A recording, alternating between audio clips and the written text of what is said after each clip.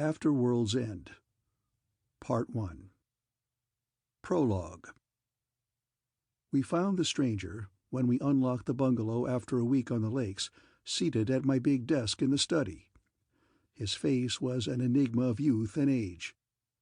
Lean beneath his long white hair, it was grey and drawn and hollowed as if with an infinite heartbreak, and yet it smiled.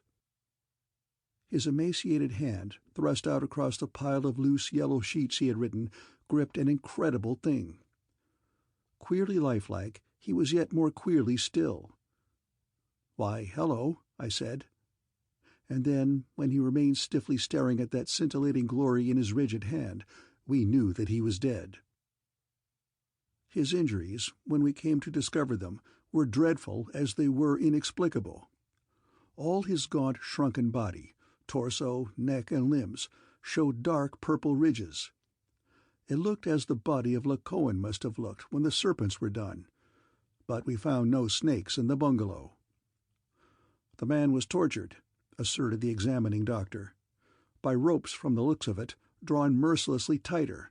Flesh pulped beneath the skin, grave internal injuries. A miracle he lived as long as he did." For 4 or 5 days had passed, the doctors agreed, since the stranger received his injuries. He had been dead, by the coroner's estimate, about 20 hours when we found his body.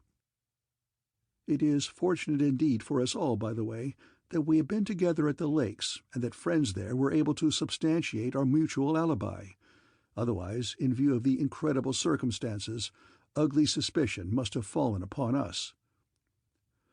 "Death," ran the oddly phrased verdict of the coroner's jury after we all had been questioned, and the premises, the manuscript, and the stone examined, "resulting from injuries sustained through the act of persons or things unknown."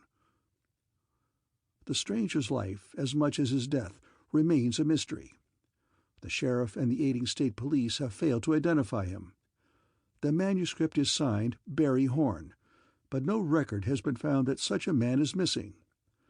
The medical examiners agreed that he was of a contemporary American stock, but they were mystified by the freaks of cell structure indicating extreme age in a man apparently young. His clothing even is an enigma. Textile experts have failed to name the fine rayon-like fibers of his odd grey tunic and the soiled, torn cloak we found on the couch. The hard, shiny buttons and buckle, like the bright, pliant stuff of his belt and sandals, have baffled the synthetic chemists. The weapon we found in the yellow belt seems worth the study of science, but no scientist yet has made anything of it. It looks like a big, queer pistol with a barrel of glass. Its mechanism is obviously broken, and my attempts to fire it have proved unsuccessful. How he came into the bungalow, unless in the strange way his manuscript suggests, we have been unable to conjecture. For the house was securely locked before we started to the lakes, and no fastening shows to have been disturbed. A tramp, so the baffled sheriff argues, might break undetected into an empty house, but if anything seems certain about Barry Horn, it is that he was not a common tramp. The manuscript was written with my own pen on paper he found in the desk. The task must have taken him 3 or 4 days. The doctors seem astonished that he was able to complete it. And it must have been a race with pain and death, for the script is continually more hurried and uneven, until toward the end it is barely legible. The used dishes and empty cans on the kitchen table show that he found several meals for himself, the last of which, evidently, he was unable to eat, for the food was left untouched on the plate. A wrinkled rug lay with his cloak on the couch where he slept and rested. He must have rummaged for something in the medicine cabinet, for we found that open, and a bottle of mercurochrome smashed on the bathroom floor. He seems to have made no effort, however, to get medical assistance. For my telephone was sitting, dusty and untouched, on the desk where he wrote and died. He surely perceived the end, for the page beneath his hand was the opening of a will. Had he lived to complete it, his instructions might have cleared up much of the monstrous riddle. He had written, "To whom it may concern. I, Barry Horn, being lately returned out of space and time to this my own beloved land and era, finding myself yet clear in mind, but unregretfully aware of approaching death, do make this my last will and testament. First, I must offer belated apology to the Keradins, the relatives of my dead wife Dona, for the long bitterness I felt toward them because they took from me, I felt unjustly, my only son. Second, to the unknown holder of this house, in repayment for his unwitting hospitality while it was being written, I beneath this manuscript, with all the rights thereto. I hope that it may be published, so that men may know something of the splendors and the dangers awaiting their race in the far-off future, so that others, perhaps, may share something of the love I feel for Kel Aaron, the last man of Earth, and for those two great women, equally beauteous, Dona Keradin, the shadow of the stone, and Varel Aaron, the stone's custodian and Kel's brave beloved. For those three are more to me than any others I have known, save only Dona Keradin. Third, to my sole son and child Barry, upon his being released from the too jealous guardianship of his mother's relatives, I bequeath my clothing and weapon, and the large diamond block I have with me, requesting that he read the narrative I have written before making any disposition of the diamond, which was the stone of Dandara. Fourth, as executor of this will, I do hereby appoint my old friend and attorney, Peter. At that point the last agony must have struck. The pen wandered away on a nameless track, dropped from his dying fingers. The attorney's last name and Barry Horn's instructions for finding his son remain unknown. Weird riddles enough, but the most astounding puzzle is the diamond block. An incredible brick of water-white crystal and fire, 4 inches long. It weighs 1,100 carats, nearly half a pound. It is quite flawless, save for that singular shadow which certain lights show in its pellucid core, if that white ghost could be termed a flaw. Such a stone is beyond price. But for the mutual support of jewel and manuscript, it would be beyond belief. For while the famous Cullinan diamond was far larger in the rough, there is no credible record of any cut stone weighing even half as much. Dealers, skeptical of its description and astonished by its reality, have been reluctant to set any valuation upon it. "By the carat, millions," cried one startled jeweler. "But I should cut up such a stone like a cheese? Never. Wait for some prince to give his kingdom." We have hesitated, despite the request in the unfinished will, to publish this manuscript, especially since so large a part of the mystery is still unsolved.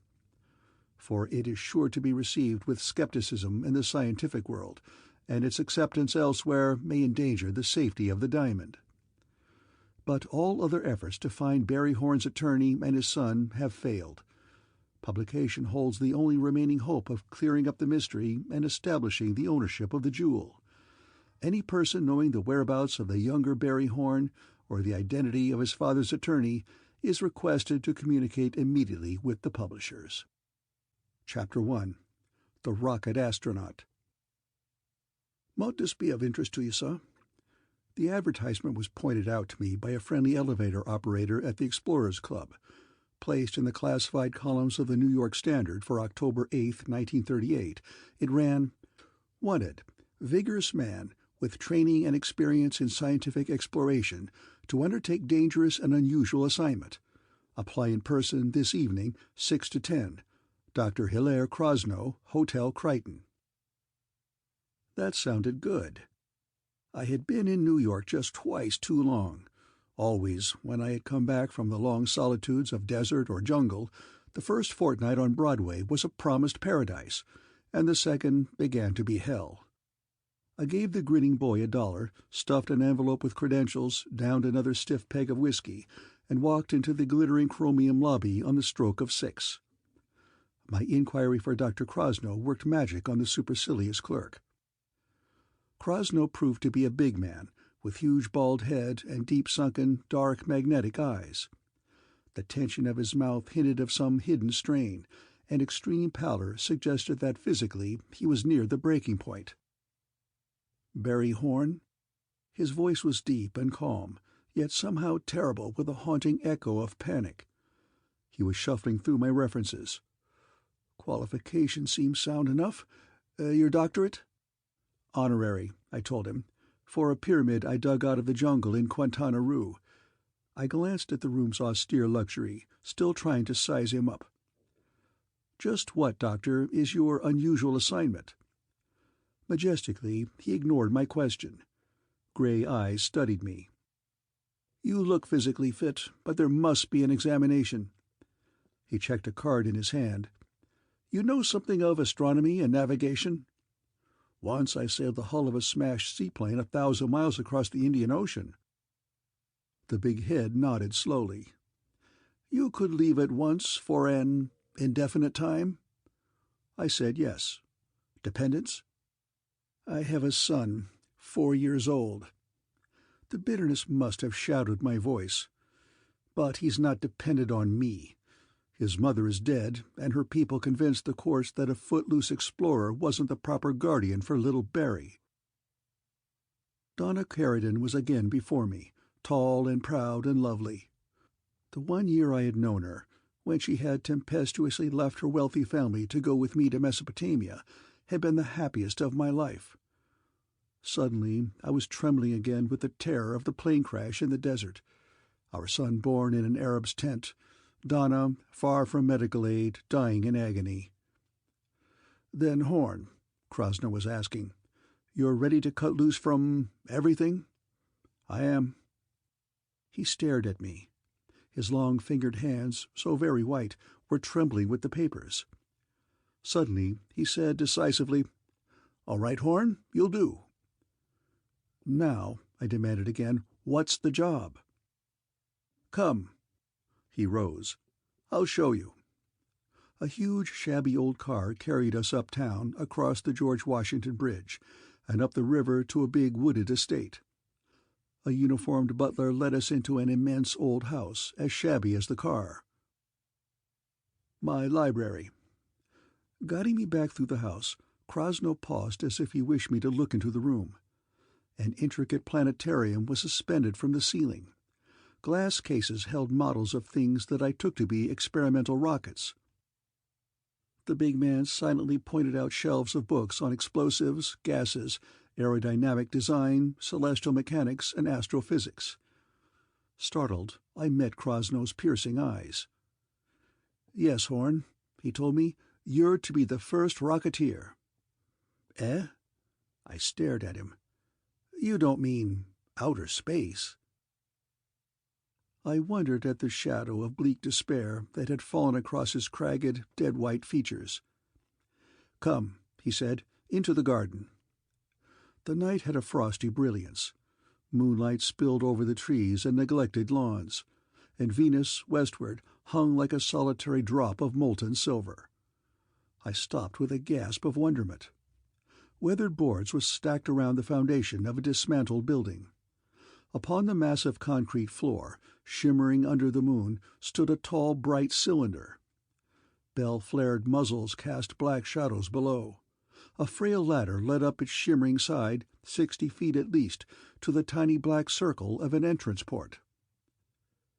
That— a queer, stunned feeling had seized me. That is my rocket." The deep voice was ragged, choked. "The Astronaut." His face was bleak with agony. "I've given 20 years of my life to go, Horn, and now I must send another. An unsuspected weakness of my heart couldn't survive the acceleration." The white lofty cylinder was suddenly a dreadful thing.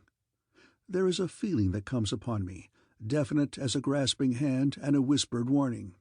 Sometimes I have not heeded it, and always, in the end, found myself face to face with death. Now that feeling said, "There lies ghastly peril." Slowly I turned to the tall, pale man. "I'm an explorer, all right, Krasno," I said. "I've taken risks, and I'm willing to take more. But if you think I'm going to climb into that contraption and be blown off to the moon—" The hurt on his gaunt, bloodless face stopped my voice. "Not the moon, Horn." A gesture of his long arm carried my gaze from the mottled lunar disk westward to the evening star. "To Venus," he said, "first." I caught my breath, staring in awe at the white planet. "The range of the Astronaut," he said, "should enable you to reach there, land, spend several months in exploration, and time your return to reach Earth safely at the next conjunction, if you are very lucky." His dark, magnetic eyes probed me. "What do you say, Horn?" "Give me a little while," I said. "Alone." I walked out of the garden and up through dark massed trees to the open summit of a little hill beyond. The autumn constellations flamed near and bright above, yet I could hear crickets below, and a distant frog, could sometimes catch a haunting flower odor from the meadows. A long time I stood there, gazing up at Venus and the stars. Earth, I thought, had not been kind to me. Life, since Dona's death, had seemed all weariness and pain. Yet, could I leave it, willingly and forever? Indecision tortured me until I saw a shooting star, a white stellar bullet out of the black mystery of space. It flamed down across Cassiopeia and Perseus, and somehow its fire rekindled in me that vague and yet intense knowledge-lust that is the heart of any scientist. But I couldn't understand the thing that happened then. It was a waking dream, queerly real, that banished the sky and the hill. Standing in sudden darkness, I saw a woman who lay sleeping in a long crystal box. Her slim, long-limbed form was beautiful, and it seemed hauntingly familiar. She seemed to wake as I watched. She looked at me with wide eyes that were violet-black and filled with an urgent dread. She half rose, in her thick mantle of dark, red-gleaming hair, and her voice spoke to me from the crystal casket, saying, "Go, Barry Horn. You must go." In another instant the vision was ended. The soft night sounds and the moonlight were about me again, and the autumnal breeze swept a cool fragrance from the meadows. I caught a deep breath and wrestled with enigma. The woman in the crystal had been, unmistakably, Dona Keradin. Scientific training has left me little superstition. Walking back down the hill, I wondered if I had been trying too hard to drown in alcohol my bitter loneliness for her. It must have been hallucination. But her beauty and her terror had been too real to ignore. I knew that I must go.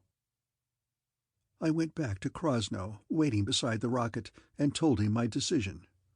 But something caught my throat as I asked him, "When?" Venus was overhauling Earth in its orbit, he said, approaching inferior conjunction. His calculations were based on a start at 3 the next Sunday morning. 4 days, he said. "Can you be ready?" I said I could, and there was oddly little to do. I packed and stored a few possessions, called on my attorney, and then went back to study the controls and mechanisms of the rocket. The greatest danger, Krosno said, would be from the cosmic rays. They would penetrate the rocket. He'd maybe take a drug to guard against them. "It was compounded for me by a great radiologist," he told me, "a modification of the Petri formula. The base of it is uranium salts. The activity of that should neutralize the cosmic radiation." The stuff was a greenish liquid. He injected it into my arm twice daily. The only apparent effect was a feverish restlessness. I was unable to sleep despite a mounting, crushing fatigue. On the last night, when all was tested and ready, Krosno sent me up to my room. But the torture of that insomnia drove me to slip out of the house. I walked for many hours across the slumbering countryside. The world slept beneath a gibbous moon. Far off, a train rumbled and whistled. A dog barked in the distance. The air was spiced with autumn. A slow, dull regret rose in me that I must leave all this, all the earth.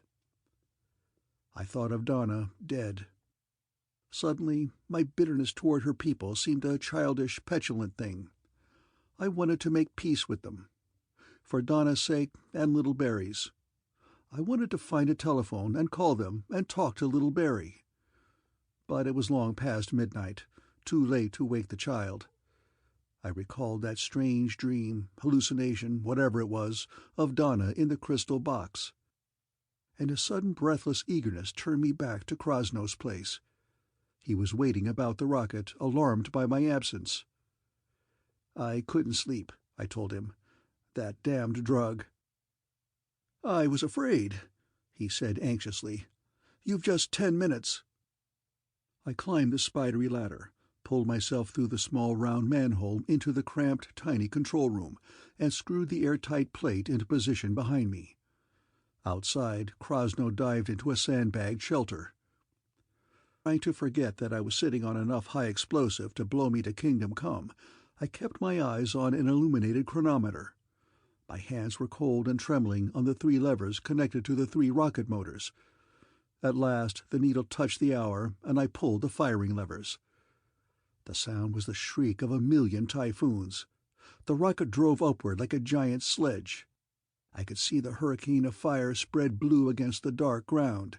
It covered Krasnow's shelter. Then all the earth was whisked downward. Enduring that hell of deafening sound and battering force, I held the 3 levers down for seeming eternities. At last the velometer showed 8 miles a second, enough to escape the gravity of Earth, and I shut off the motors. A strange peace filled the tiny room. The silence and the apparent want of motion, for I had no sense of the rocket's terrific velocity, cradled me in delicious comfort. I set out to discover my position and course.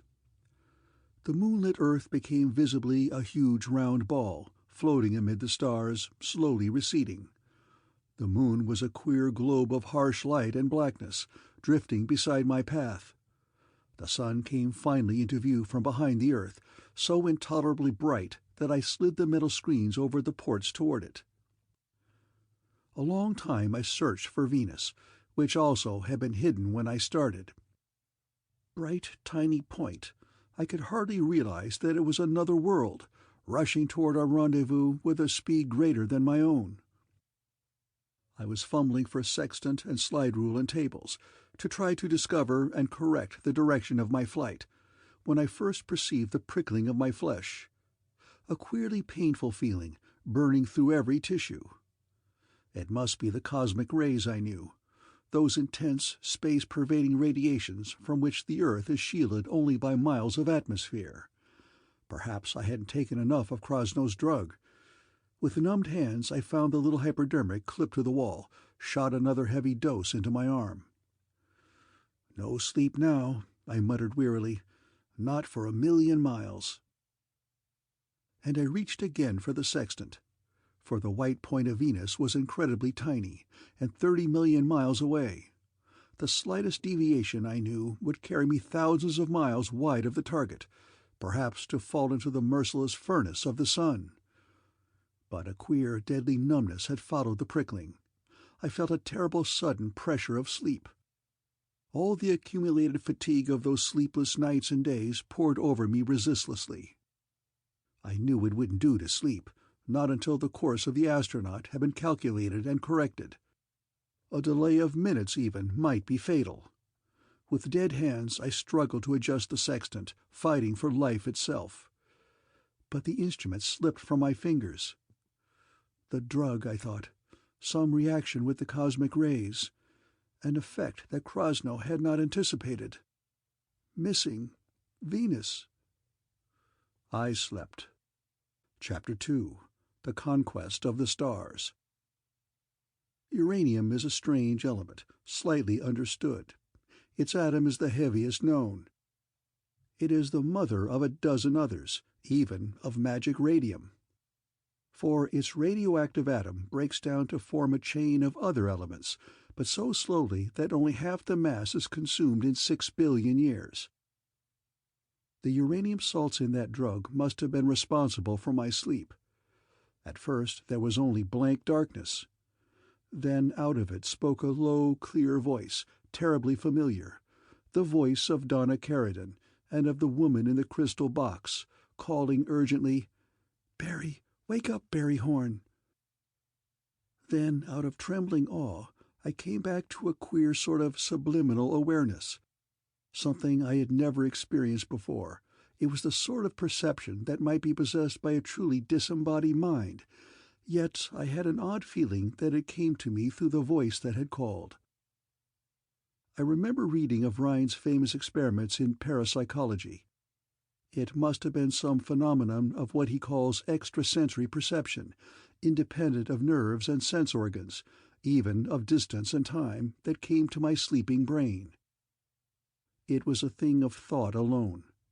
I was aware of my stiff body, slumped awkwardly over the controls of the silent hurtling rocket. But the rigid flesh seemed no more real, no more a part of me, than the run-down chronometer or the cold rocket muzzles. It was nothing of feeling or hearing or sight, and I knew that it was guided by another mind. Gradually it spread, an expanding sphere of awareness. It went beyond the rocket. I perceived Venus and knew that indeed I had missed it. The astronaut was plunging toward the sun. Filled with an oddly vague alarm, I made a dim effort to move my body, long enough at least to correct the course of the rocket. But that proved altogether hopeless, and I soon forgot all danger in the wonder of this new perception. For I had missed Venus. Krosno, I knew, had allowed 89 days for me to reach intersection with its orbit, but already the cloud-shrouded globe of it had flashed back beside me, fleet as a silver shadow. 3 months gone. The next instant I thought the rocket would strike the sun. No, its original momentum carried it by. Yet the star of day filled an enormous fiery circle. The rocket flung about it like a stone on a string. Then, like the stone when the string breaks, it hurtled outward again into space. The incredible truth came slowly to me. The astronaut was now a comet. Some freak of celestial mechanics, while my numb hands slept on the firing levers, had flung it into an elliptic orbit. A sealed vault flying in the void, like the fabulous coffin of Mohammed, it was destined to flash again around the sun, recede, drop again, forever. All that cycle happened with the thought. Years I knew had passed. Time was rushing by me like a river. I could sense the swift rotation of the planets, their deliberate orbital swing, even the northward drift of the whole solar system. And yet again I was amazed by the range and vividness of this new intuition. For, thinking of Krosno back upon the earth, I suddenly could see his place beside the Hudson, as clearly as if I had been floating above the trees. The old house was shabbier than ever, sagging. Behind it stood a tall white monument, upon which I read, Hilaire Krosno, 1889 to 1961. 61. Already it was 20 years and more since I had left the earth. And it seemed the merest instant. For a moment I was stunned. Then I wanted desperately to know what the decades had done to my son, and that uncanny perception showed him to me. He was an old man already, walking slowly in a garden. Lingering beside his halting steps were a youth and a bright-haired girl, his children, I knew. The girl caught her brother's arm and begged him anxiously, "Barry, you mustn't. The danger's too ghastly. You'll only be lost in space, like your grandfather." "But, sis," protested the slim new Barry Horn, "you don't understand." He looked up to the old man. My son smiled and patted his daughter's golden head. "Let him go, Donna," he said softly. "Danger was always food and drink to the Horns. We would die without it. Anyhow, Barry has a better rocket than my father's." With that unaccountable perception, I watched my grandson enter his craft, smaller and trimmer than the astronaut. I saw him fly safely out to the moon and back, and I felt a swift glow of pride to see men, and men bearing the name of Horn, moving toward conquest of the stars.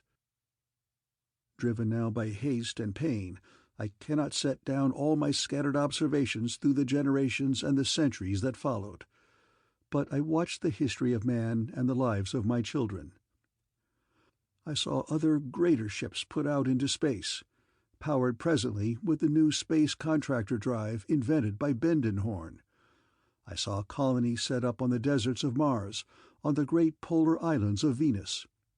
I saw the first interstellar ship bear its load of human colonists toward the newly discovered planets of Sirius, and I was proud that her captain bore the name of Horn.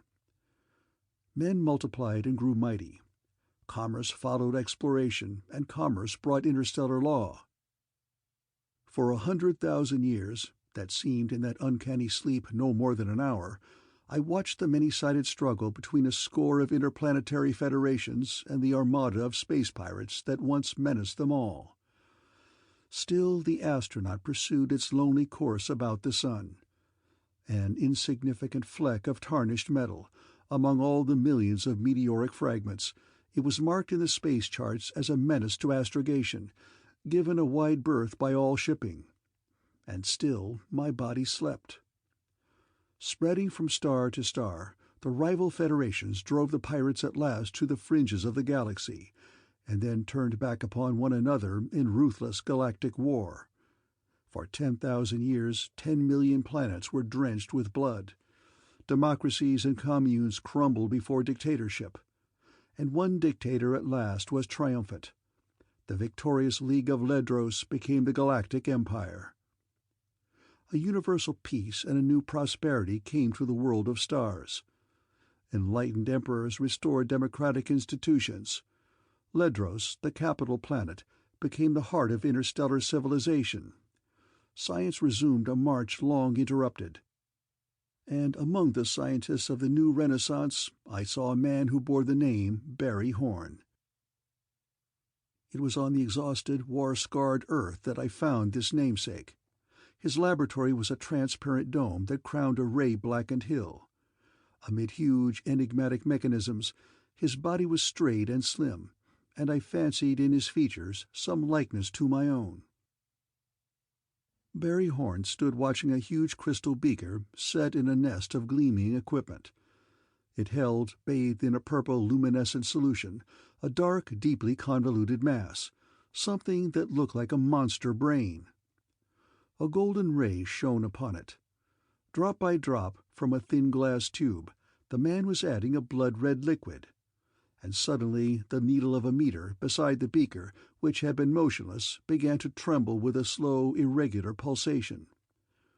My namesake turned suddenly pale and caught his breath. "Dundara!" he shouted in elation. "Dundara!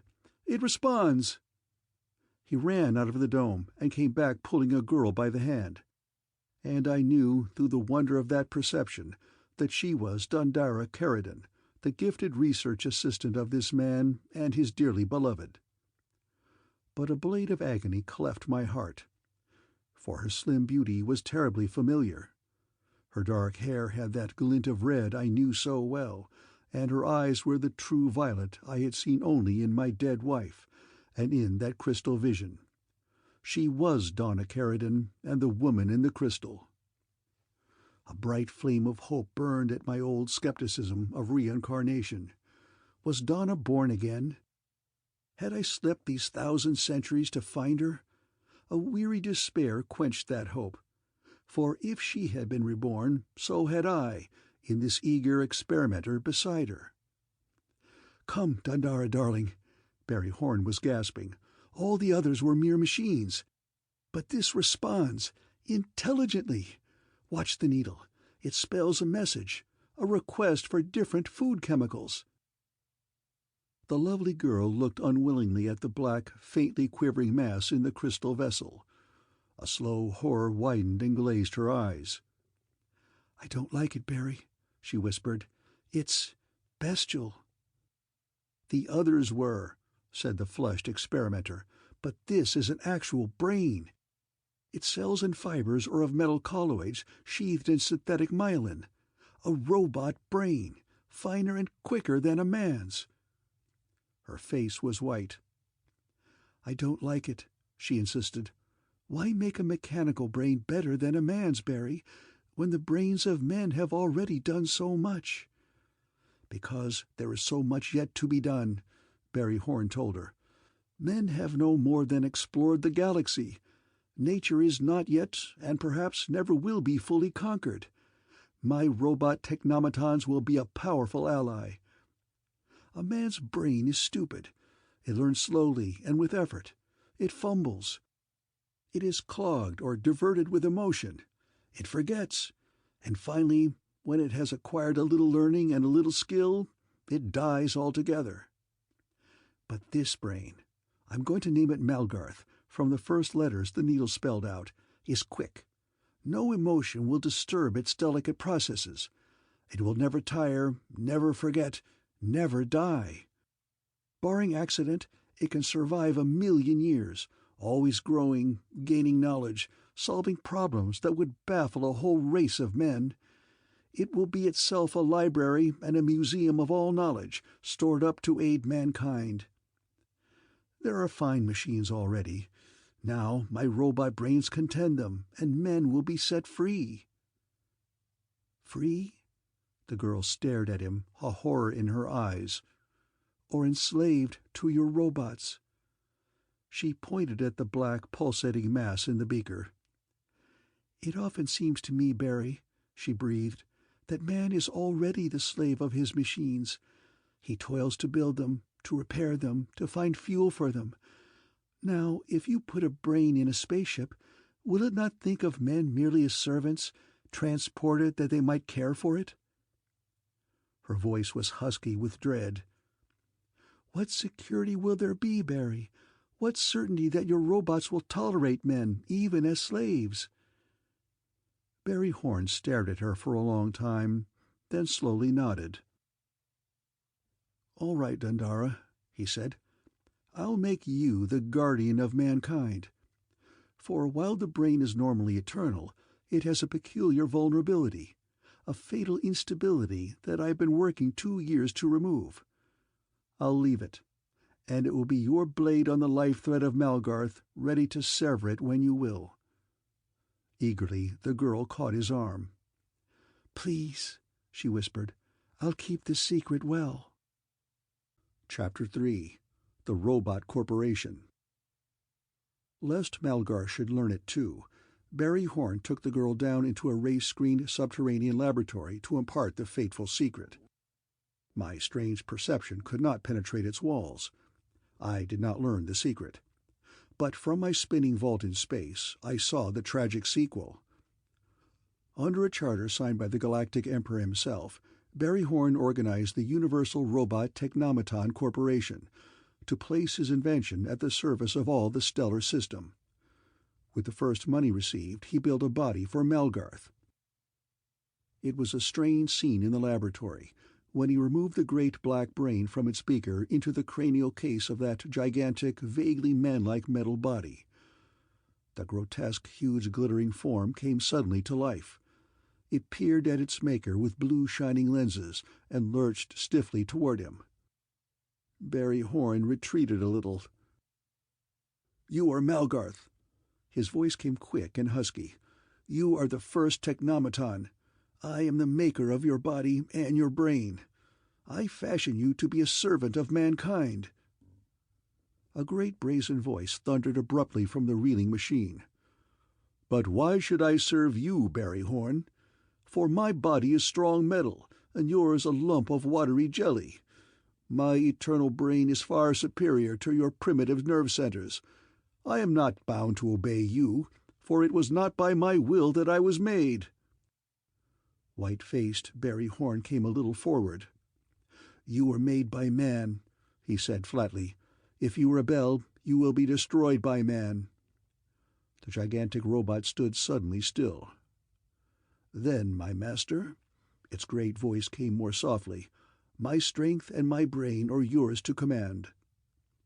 A smile of relief crossed the haggard face of Barry Horn, and he walked toward the robot. "I knew you must yield, Malgarth," he said. "For being a machine, you must always respond to logic."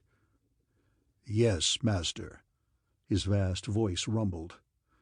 But a metal limb slashed out suddenly, murderously. It struck the unsuspecting man and crushed him to the floor. And Malgarth repeated, "To logic." A red stain spread from the head of Barry Horn, but presently he stirred beneath the swaying, triumphant robot and spoke faintly. "Your logic follows a false premise, Malgarth, for I am not the keeper of your fate. If I die, you will surely be destroyed. If you wish to survive, find aid for me." For an instant the metal giant stood motionless. Then its great voice throbbed smoothly. "Yes, Master." The robot laid its maker on a cot in the laboratory and then stalked out to find Dona Keradin. Barry Horn was dying. All his own science, and all the medical science of the age, and all the girl's devotion were without avail. White with grief, the girl wanted to destroy Malgarth. But the dying man begged for the life of his creation, and the shareholders in the robot corporation were anxious for the safety of their investment. Dona finally promised Barry Horn not to use her secret save as a last resort. And Barry Horn, before he died, showed her the way to a strange immortality. "Human beings are so frail," she had argued, "against the iron strength of Malgarth, and human knowledge so ephemeral." "I could make your mind as eternal as the robots," he whispered from his bed. "My long research into the structure and function of brain cells has made that possible. But it would cost you much, my darling. Your body." "My body is dying with yours, Barry," she told him. "I wish to live only to guard mankind from the thing that killed you." In a wheeled cot, Barry Horn was taken back to his laboratory under the dome. Faintly he gasped instructions to a white-clad assistant. Dona Keradin kissed his lips, briefly gripped his hand, and then laid herself on a round silver table. A great crystal cylinder was lowered over her. A little pile of black carbon dust lay on the smaller silver disk of a second electrode within it. Barry Horn reached from his cot to turn a valve. Pale gas hissed into the tube. "Dona, Dona," he breathed. "Farewell." His white fingers moved a dial. Blue electric flame crackled and snapped. The cylinder was filled with rosy light. He turned his heavy head to watch a meter with eyes that seemed already glazing. At last his stiffening hand turned back the dial and did not move again. The light faded from the tube, and the vapor was gone. On the silver disk where the girl had lain was a little heap of gray dust, the outline of a skeleton traced within it. Upon the upper electrode was now a little crystalline block, a brick of glittering diamond. The assistant, a pale young man, removed the diamond from the tube and stood staring at it with round, bewildered eyes. He seemed to listen. His lips formed some word. Then there was a crashing at the locked door. It was Malgarth, who had been sent to buy metal for the making of another robot. In a destructive fury, as if some strange intuition had revealed all that was happening within, the metal giant broke down the door. The assistant snatched the crystal and fled through another entrance. The robot flung a jar of acid after him, and then came lumbering in pursuit. The man reached the hangar below the hill and escaped in a plane, still carrying the diamond. Malgarth was left master of the laboratory. Deliberately, the robot set about the making of a second black brain and a second metal body, both, I perceived, inferior to his own. Malgarth clearly would avoid his creator's error. The masculine pronoun applied to a sexless mechanism may seem sheer nonsense, yet I find myself using it unconsciously, and certainly in the domineering strength of Malgarth there was nothing feminine. Presently, when shareholders in the robot corporation appeared to claim their property, Malgarth met them. Barry Horn's laboratory records, it seemed, had unfortunately been destroyed. His discoveries now reposed only in the synthetic brain of Malgarth, and Malgarth would disclose them only in return for a controlling interest in the corporation. The baffled investors finally yielded, and it seemed ironically fitting that the director of the robot corporation should be himself a robot. A new factory began turning out robot Technomatons. Some of these, intended for domestic or public service, were almost human in appearance. Others, designed for industrial work, were queer-looking monstrosities of metal and rubber and plastics, each specialized for its own task. The Technomatons were swifter and stronger than men. They required no food or rest or recreation, but only a yearly charge of atomic power in their stellidine cells. The rental of a robot from Malgarth's corporation was less than the hire of a human worker. Consequently, the corporation prospered exceedingly. Soon, long red space cruisers, bearing the black cogwheel that was the trademark of the corporation, were carrying Technomatons through all the galactic empire. The agencies of Malgarth, with grim-lensed robots presiding over desks and counters, were set up on every inhabited planet, branch factories in every civilized system. Any man presently, from one spiral arm of the galaxy to the opposite, could hire a quick, efficient Technomaton to perform any conceivable task, for less than the cost of human labor. And a golden tide of currency and exchange flowed into the agencies of Malgarth, until the corporation was richer than the Empire. Civilization, for a time, rejoiced in the strength and efficiency of these super-machines. Barry Horn, the inventor, was widely honored as the supreme benefactor of mankind. The nameless laboratory assistant and the diamond block, meantime, had slipped from the side of the world. And still the ancient, tarnished hull of the Astronaut held its path about the sun. But that amazing perception, that inexplicably had shown me so much, began as inexplicably to fail. In the last 10,000 years, I had noted, men had begun to feel an alarmed and puzzled resentment against the gift of Malgarth's Technomatons. But before I understood what was happening, all contact faded. The stars were blotted out. The sun was gone. I was no longer aware of the rusted metal about me, or even of my body. The universe was a void of darkness. I lived through eternities of lonely despair. Was my mind, I wondered bleakly, joining my body in death?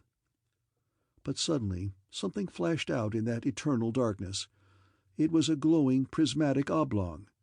It was the diamond that I had seen made in the laboratory of Barry Horn, and within it was the figure of Dona Keradin, or Dona Keradin, my beloved wife. It was the woman in the crystal box, who so long ago had commanded me to fly the Astronaut. The shadow moved within the crystal. A slim hand lifted in greeting. That white body was indeed the body that I had known and loved. Those violet eyes were the same that twice had died. "Barry Horn," said that shadow softly, "or Barry, for what matters the name when it is you? I must tell you that it is through my senses that you have perceived all these things while you slept." "Donna, Donna," I was trying to sob, "is it you, or Dondara?" "It is I," she said, "and I must warn you. For the senses that you, or Barry Horn, gave me in this crystal brain can dimly pierce the mists of time. I see black danger waiting, for you and me and all mankind, together. I see the final struggle when you, side by side with the last Earthman, fight Malgarth. But the end, the victory, I cannot see. And now farewell, for you are about to wake." Shadow and shining crystal vanished. There was only darkness. Wrapped in its choking shroud, I struggled back toward life. My body, that had been stiffly moveless for unmeasured ages, was suffused with prickling pains. The effect of Dr. Krosnow's drug was passing, perhaps because of the age-long disintegration of the uranium salts it had contained. With a wrenching, agonizing effort, I moved one arm. Blind, stifled, cramped, I was suddenly fully awake, still in the flying coffin of the Astronaut. Chapter 4. The Falcon of Earth. My dry lungs gasped for breath, for all the air, in the ages that I slept, had leaked out of the control room of the rocket. I struggled to reach the rusted oxygen valves. Movement was sheer agony. Every joint of my body was painfully stiffened. My skin was hard, shrunken from age-long desiccation. I felt brittle as time-dried leather. My eyes were dim and blurred. But I found the valve. It resisted. I struggled with it. Spots danced before my dulled eyes. My lungs screamed. But at last the precious oxygen hissed out, and I could breathe. But the pressure was low, I discovered. Nearly all the vital gas had escaped by diffusion through the solid metal. There was enough, perhaps, for a few hours. Wolfish hunger came to me, and a parching thirst. But all the food aboard had gone to dust. The water tanks, through slow evaporation, were empty. I rubbed a film of ancient dust from the ports and found the Earth. Yes, it had to be the Earth. But how it was changed! The continents were larger, their familiar outlines altered. The seas had dwindled.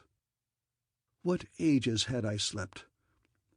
I knew that I must reach the aging planet before those few remaining pounds of oxygen were gone, or perish. I wound the chronometer. It was strange to hear its racing tick again after those millennia of stillness. Gingerly then I tried the rocket-firing keys. There was no response. Stiffly, awkwardly, I climbed down among the tanks. Any movement, I felt, might tear my brittle skin like paper. I stumbled. But I found the trouble. The fuel pumps were clogged and rusted with a dried gum, stuck. But there was good fuel remaining in the sealed tanks. I found a can of oil, got the pumps to working, and cleaned the sponge platinum detonators. Wearily, I clambered back, tried again. A moment of agonizing silence. Then a shattering explosion hurled the rocket sidewise. Only one tube had fired. But presently I got another started, and the third, and steered the Astronaut toward the Earth. It was then that I first noticed a very queer thing. Against the black of space, beside the bright sunlit globe of the time-changed planet, I saw hundreds of little red stars.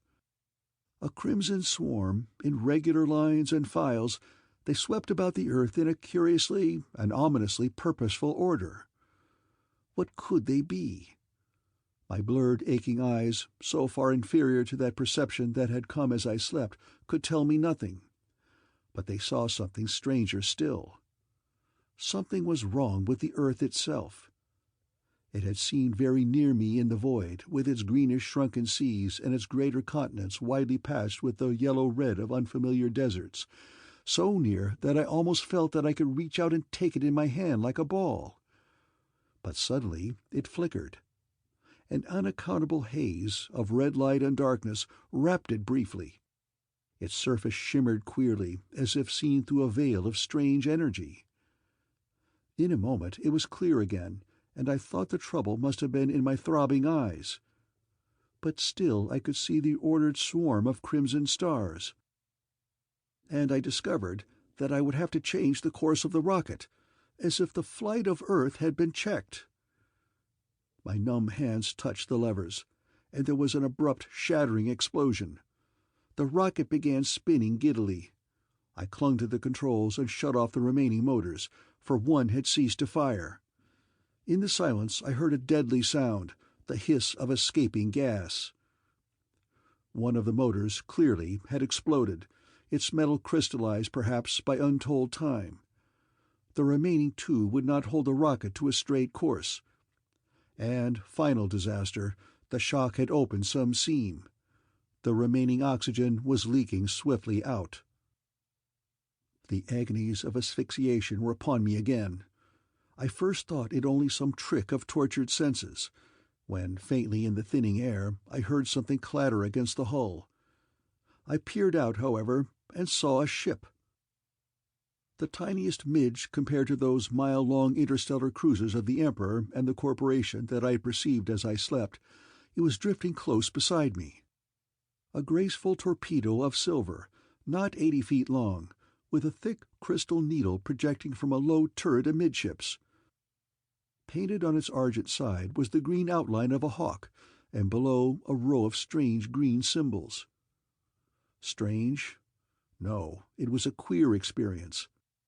I looked at those symbols, and suddenly realized that they were letters, and that I knew how to read them.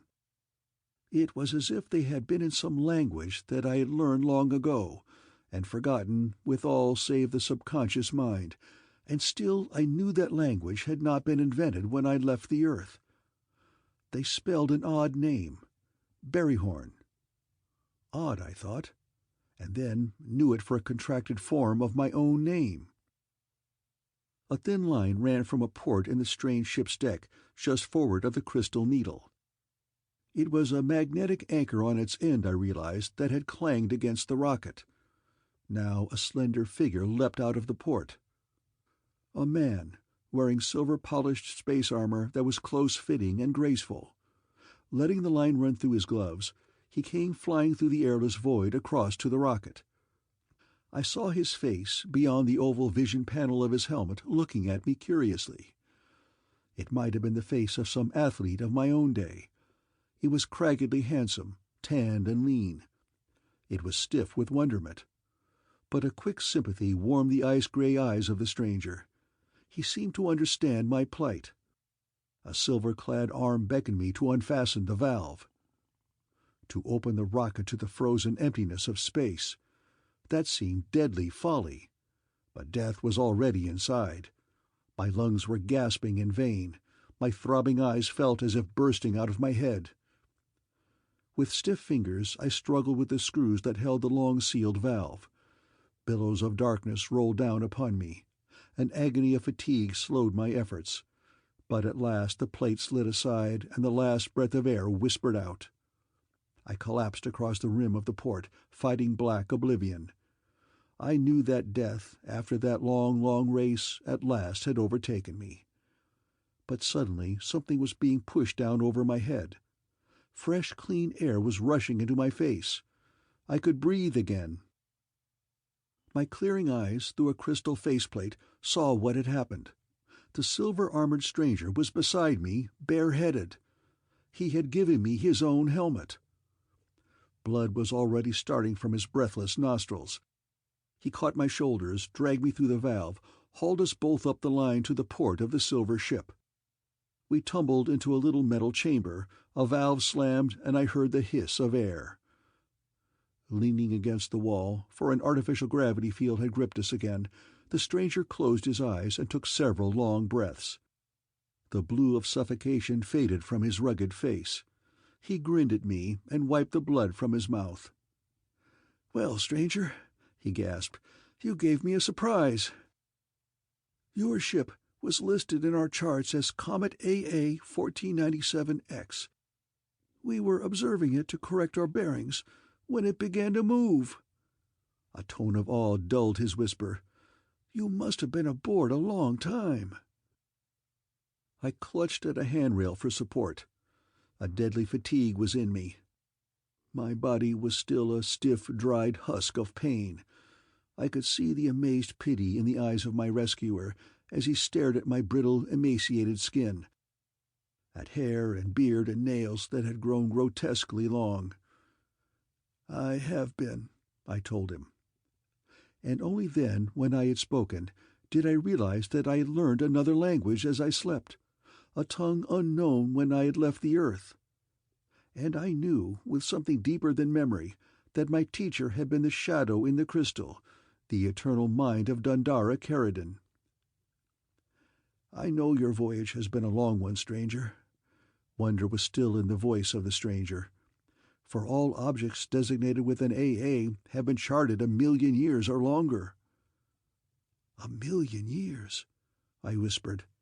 The world reeled. "What year is this?" "This is the year 1,200,048 of the Conquest of space," he told me. He ran long fingers through the thick yellow shock of his tangled hair and stared at me strangely. "It is that long," he said softly, "since Berryhorn left the earth." Berryhorn. And that was the name of this spaceship. I murmured the syllables. "My name is Barry Horn." The blue-gray eyes of the man in silver went wide. His rugged face lit suddenly with incredulous hope. His trembling fingers touched the cracked yellow skin of my hand as if he doubted my reality. "Barryhorn," he whispered. "Then the legend is fulfilled. I can hardly believe it. But I saw your ancient ship, so tiny and rusted that it had never been taken for a ship. I don't know how you lived, but the Dundara stone had promised that you would." An eager enthusiasm was ringing in his voice. "I salute you, Barryhorn." I was swaying with weakness and fatigue. Thirst and desperate hunger tortured me, and the agonizing stiffness of my body. But these riddles were more urgent still. The Dundara stone. Was that the crystal brain of Dona Keradin? I stared at the young giant in silver, and once more my dry throat found husky speech. "Tell me," I gasped. "There are so many things that I must know. First, tell me who you are, and how you know of the Dundara stone, and if there is still—" Some instinctive dread brought my voice to a whisper. "Still a robot named Malgarth." A gold-bright light flashed in the eyes of the stranger. "My name," he said, "is Kel-Arin. But to the Emperor's Galactic Guard and to the Space Police of Malgarth's corporation, I am just the Falcon, or sometimes the Falcon of Earth. For I was born on your own planet, Barryhorn." I was reeling on my feet.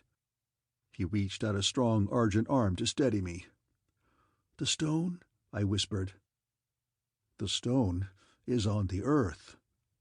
A reverence was in his voice, as if he had spoken of a living god or goddess. "I saw it once when I was a child on Earth, for my father was a warder of the stone, and now—" I wondered at the softness in his voice, the shadow of agony on his cragged face. "Now," he said, "Varel Arin is the stone's custodian. She is a red-haired girl of Earth. I loved her when we were children in the desert valley where the stone is hidden. I loved her, but the warders chose her to be the custodian." His lean face was white, and his tone had the break of tragedy. Darkness was crowding upon me, but I found the strength for one more question. "Malgarth." The silver shoulders of Kel-Arin drew square, and his grey eyes shone with a fighting glint. "Malgarth still rules the corporation," he said, "and the corporation has grown mightier than the Empire. Your prophesied return is in good time, Barryhorn, for the struggle is at hand. It will be the robots or mankind. Both cannot survive." "War?" My dry lips moved without sound. "There will be war?" "Men have been enslaved," rang the voice of Kel-Arin. "Now they fight for freedom. We have cruised the galaxy from Corridos to Tenefron, and everywhere there is rebellion. Brave and yet hopeless rebellion against the iron might of the Space Police and the fleets of the Galactic Guard. For Malgarth moves the Emperor like a puppet to the murder of his own wretched kind. We have come now to beg the aid of the stone. For without the ancient secret that you sealed within its crystal brain, Barryhorn, there is no hope of nothing save death. The stone, I know, is slow to act. There was a legend that it would never strike until you returned, Barryhorn. But we had hopes that it would move when we told of all the suffering we had seen, mankind enslaved and tortured and destroyed beneath the iron wheels of the corporation. But we found a great fleet of the Galactic Guard blockading the Earth. Hanging here, waiting for a chance to slip through, we discovered you, Barryhorn. Incredible good fortune, if you can move the stone to strike. But there was something more alarming, a haze of fire and darkness that wrapped the Earth. Weakly fighting those mounting tides of blackness, I remembered the flying red stars I had seen, and the flicker of the Earth. I shared the puzzled apprehension in the voice of Kel-Arin. "We cannot understand." He was interrupted by a sharp metallic rapping on the inward valve. It clanged open, and I saw 3 anxious men in the corridor beyond. 3 blurred figures, one dark and gigantic, one pale and corpulent, the third a mere brown wisp. "Kel!" It was a chorus of terror. "The Earth!" A last black billow overwhelmed me. Chapter 5. World Condemned. I woke on a narrow bunk aboard the Berryhorn, and slept again at intervals. For a long time my mind was blurred with weakness. Yet I sensed the air of haste and desperate tension aboard the craft. I could hear the hard-driven whine of her machinery. I knew that Kel Aaron was battling to reach the Earth, and the Earth girl that he loved, Varel Aaron, lovely custodian of the Dundara stone. And I knew that he was about to fail. A most desperate raid. I remember the words of Zarek once when he brought me a bowl of thin hot soup. There's all the 12th Sector fleet of Admiral Gugan Kull against us, and some fearful weapon of Malgarth's attacking the Earth that has not been seen before. If we win through to reach Varel Aaron and the stone, it will be through your ancient power, Berryhorn. Even the cook showed an odd faith in me, as a sort of supernatural deliverer. That gave me an uncomfortable, hollow feeling. In incredible fact, I lived somewhat more than 1,000,000 years, but I failed to see how that would make me a very formidable champion of mankind in the long-delayed rebellion against the iron tyranny of Malgarth. My body seemed no more than a shrunken lump of thirst and ravening hunger. I must have drunk a good many gallons of water and wine and soup before I was able to leave the bunk. Once I glimpsed myself in the mirror of a tray. My skin was yellow and cadaverously drawn. My long-grown hair and beard had turned completely white. Very moderate changes, I suppose, considering my age, but the impact was startling. Lean little Rogo Nug, the engineer, had rubbed my skin with a vile-smelling ointment that he cooked up in the galley. It burned savagely at first, but softened that brittle dryness. And Big Jaren Rock forced me to take some bitter internal medicine. In the confused intervals of half-awakening, I learned a little of the 3 companions of Kel Aaron, and how they had come to join the Earthman's outlaw crusade against the corporation. Each of them had suffered some grave injury from the robots. For the ultimate object of Malgarth, they believed, was the total extirpation of mankind. On every planet, the agencies of the far-flung corporation had been growing more wealthy, at the expense of human owners. The robot legions of Malgarth's space police were gathering power. Everywhere it was becoming more and more difficult for a mere human being to own anything, to find a job, to feed himself and his dependents, or even to get into the relief lines to receive synthetic gruel. "Why waste with human labor?" ran an old slogan of the corporation. "Let a robot do your work efficiently." And now the very existence of mankind, said Jaren Rock, seemed a waste to Malgarth. The corporation's loftily named Technomatonization campaign was in reality a cunning and ruthless effort to supplant mankind. Jaren Rock, navigator of the Berryhorn, was a native of Saturn. He was massively tall, dark-skinned, with the piercing eyes of intellectual power. He came of a proud and ancient family. His father had been the foremost astronomer of the solar system, until a new edict of the Emperor reserved scientific research for the robots alone. "The will of Malgarth is now the law of the Empire," he explained, "for the corporation owns 9/10 of the property in the Empire. Without the taxes paid by the robots, the Emperor and his bureaucrats would starve. Therefore, the fleets of the Galactic Guard support the outrageous claims of the corporation." The proud old savant, anyhow, had refused to surrender his observatory. A mob of robots from the local agency stormed the building, smashed priceless instruments, and killed the old astronomer. Returning from the great university on Titan, because another imperial edict had closed it to human students, Jaren Rock found the burned ruins of the observatory still smoking, and saw his father's body under the iron heel of a robot policeman. The disruptor gun had flamed of itself in his hand. The Technomaton exploded with a blue flicker of hydrogen. Dazed by his audacity, Jaren fled, for he had destroyed corporation property and resisted the space police, hence was twice liable to death, and at last escaped into space.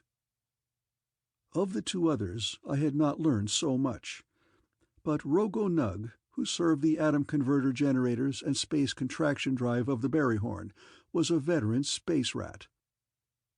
A brown little wisp of a man, thin lips purpled with the roots called Gunaroon, which he chewed incessantly, he cursed picturesquely, if sometimes lewdly, by the anatomical divisions of the Emperor and the mechanical parts of Malgarth.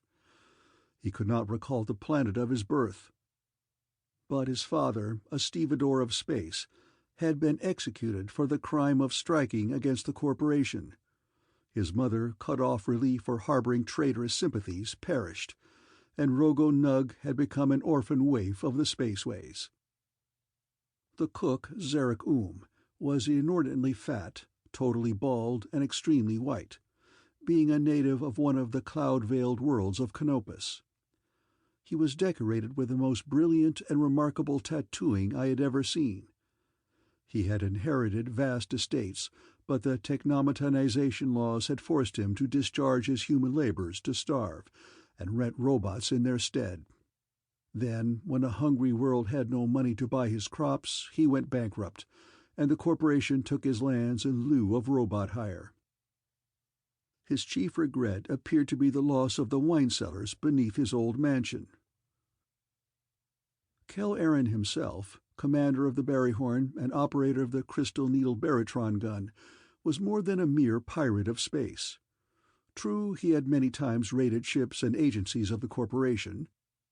True, vast rewards had been offered for the body, dead or living, of that outlaw Earthman called the Falcon.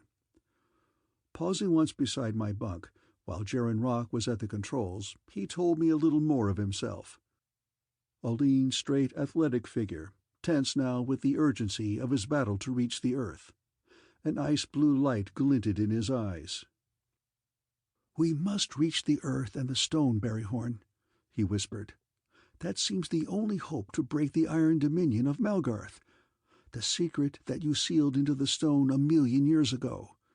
That is," he looked at me hopefully, "if you cannot recall it." And I could not recall it, for the maker of Malgarth, one with me in legend, had been separated in reality by 100,000 years of scientific progress. 12 years have gone as Earth measures time, he told me, since Varel Aaron was chosen to be custodian of the stone. My boyhood had been happy enough in that secret desert valley where the stone is kept because I loved her. When she told me, sobbing, I did not try to dissuade her, for that is a duty of honor. No human being could ask for a higher task than to guard the stone. Yet I knew that I could not endure to live on Earth, never tasting her kisses again or feeling her bright-haired beauty in my arms. I told her farewell on the night before she received the stone and went out of the valley.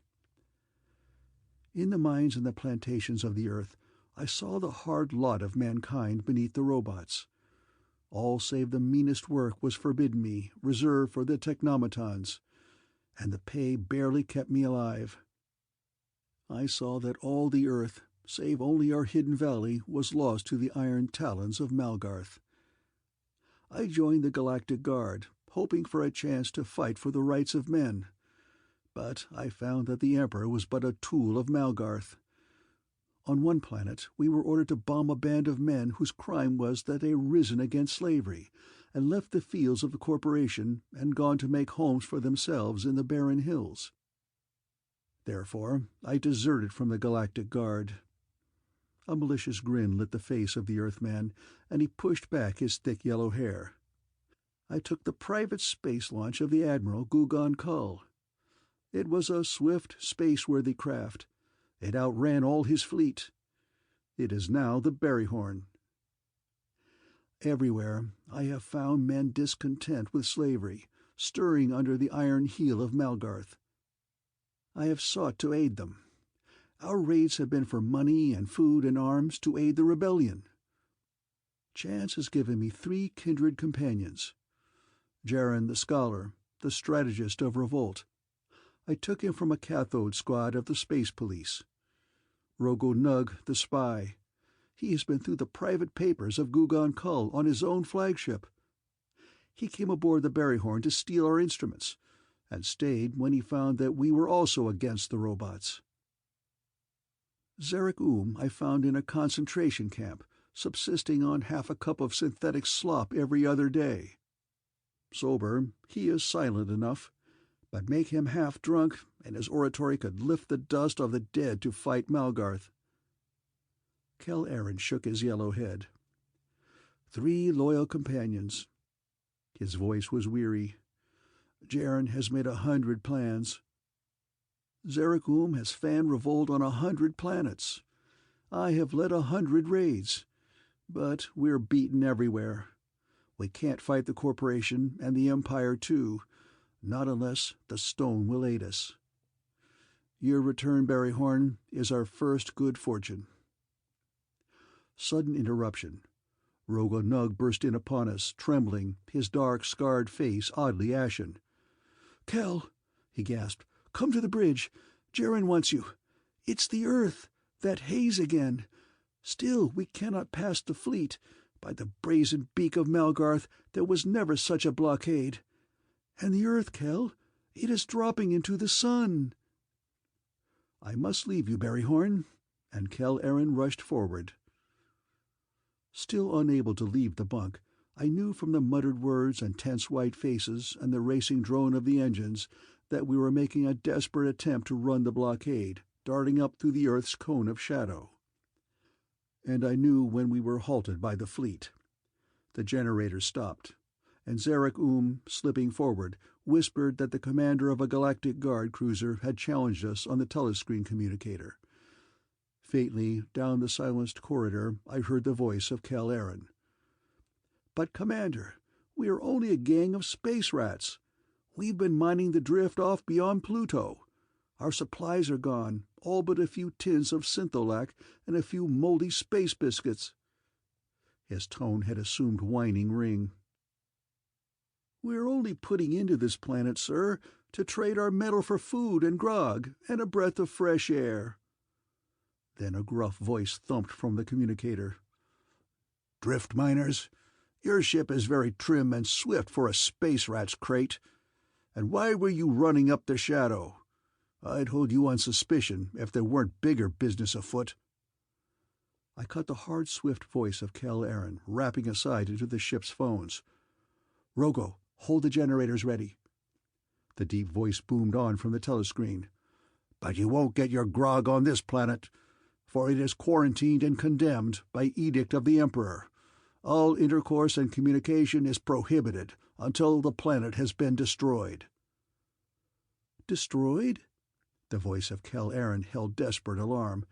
"The Earth destroyed?" Then he remembered the space rat's servile whine. "For what cause, sir?" The official voice thumped again. "There is rumor of a secret weapon on the Earth, kept hidden against Malgarth since the master robot was made by the scientist Berryhorn. There is no truth to it, of course. 1,000,000 years have proved that Malgarth is truly invulnerable. But the rumor is spread by this renegade Earthman, the Falcon, to incite rebellion. To end the rumor, therefore, to punish the Falcon, and to remove any possibility that the rebels have a secret base upon the Earth, for these 3 reasons the Emperor has decreed the destruction of the planet. You'll get no grog on the Earth. And more, space rats. If your little tub is caught within ray range of the fleet again, you'll be burned on suspicion of piracy, sedition, and rebellion." The communicator thumped and became silent. I fought the drowsy weakness that had followed my long, long sleep. I tried to follow the last desperate attempt of Kel Aaron to reach the doomed Earth. Through strained, hasty words and the sounds that came to my bunk, I traced the outline of events. He retreated, in seeming obedience to the space commander. He landed the Berryhorn upon a tiny asteroid, whose orbit would take us to sunward of the Earth. Clung hidden in a fissure of stone, waiting to be carried through the space fleet. But the Earth was wrapped again in that puzzling haze, and snatched toward the sun.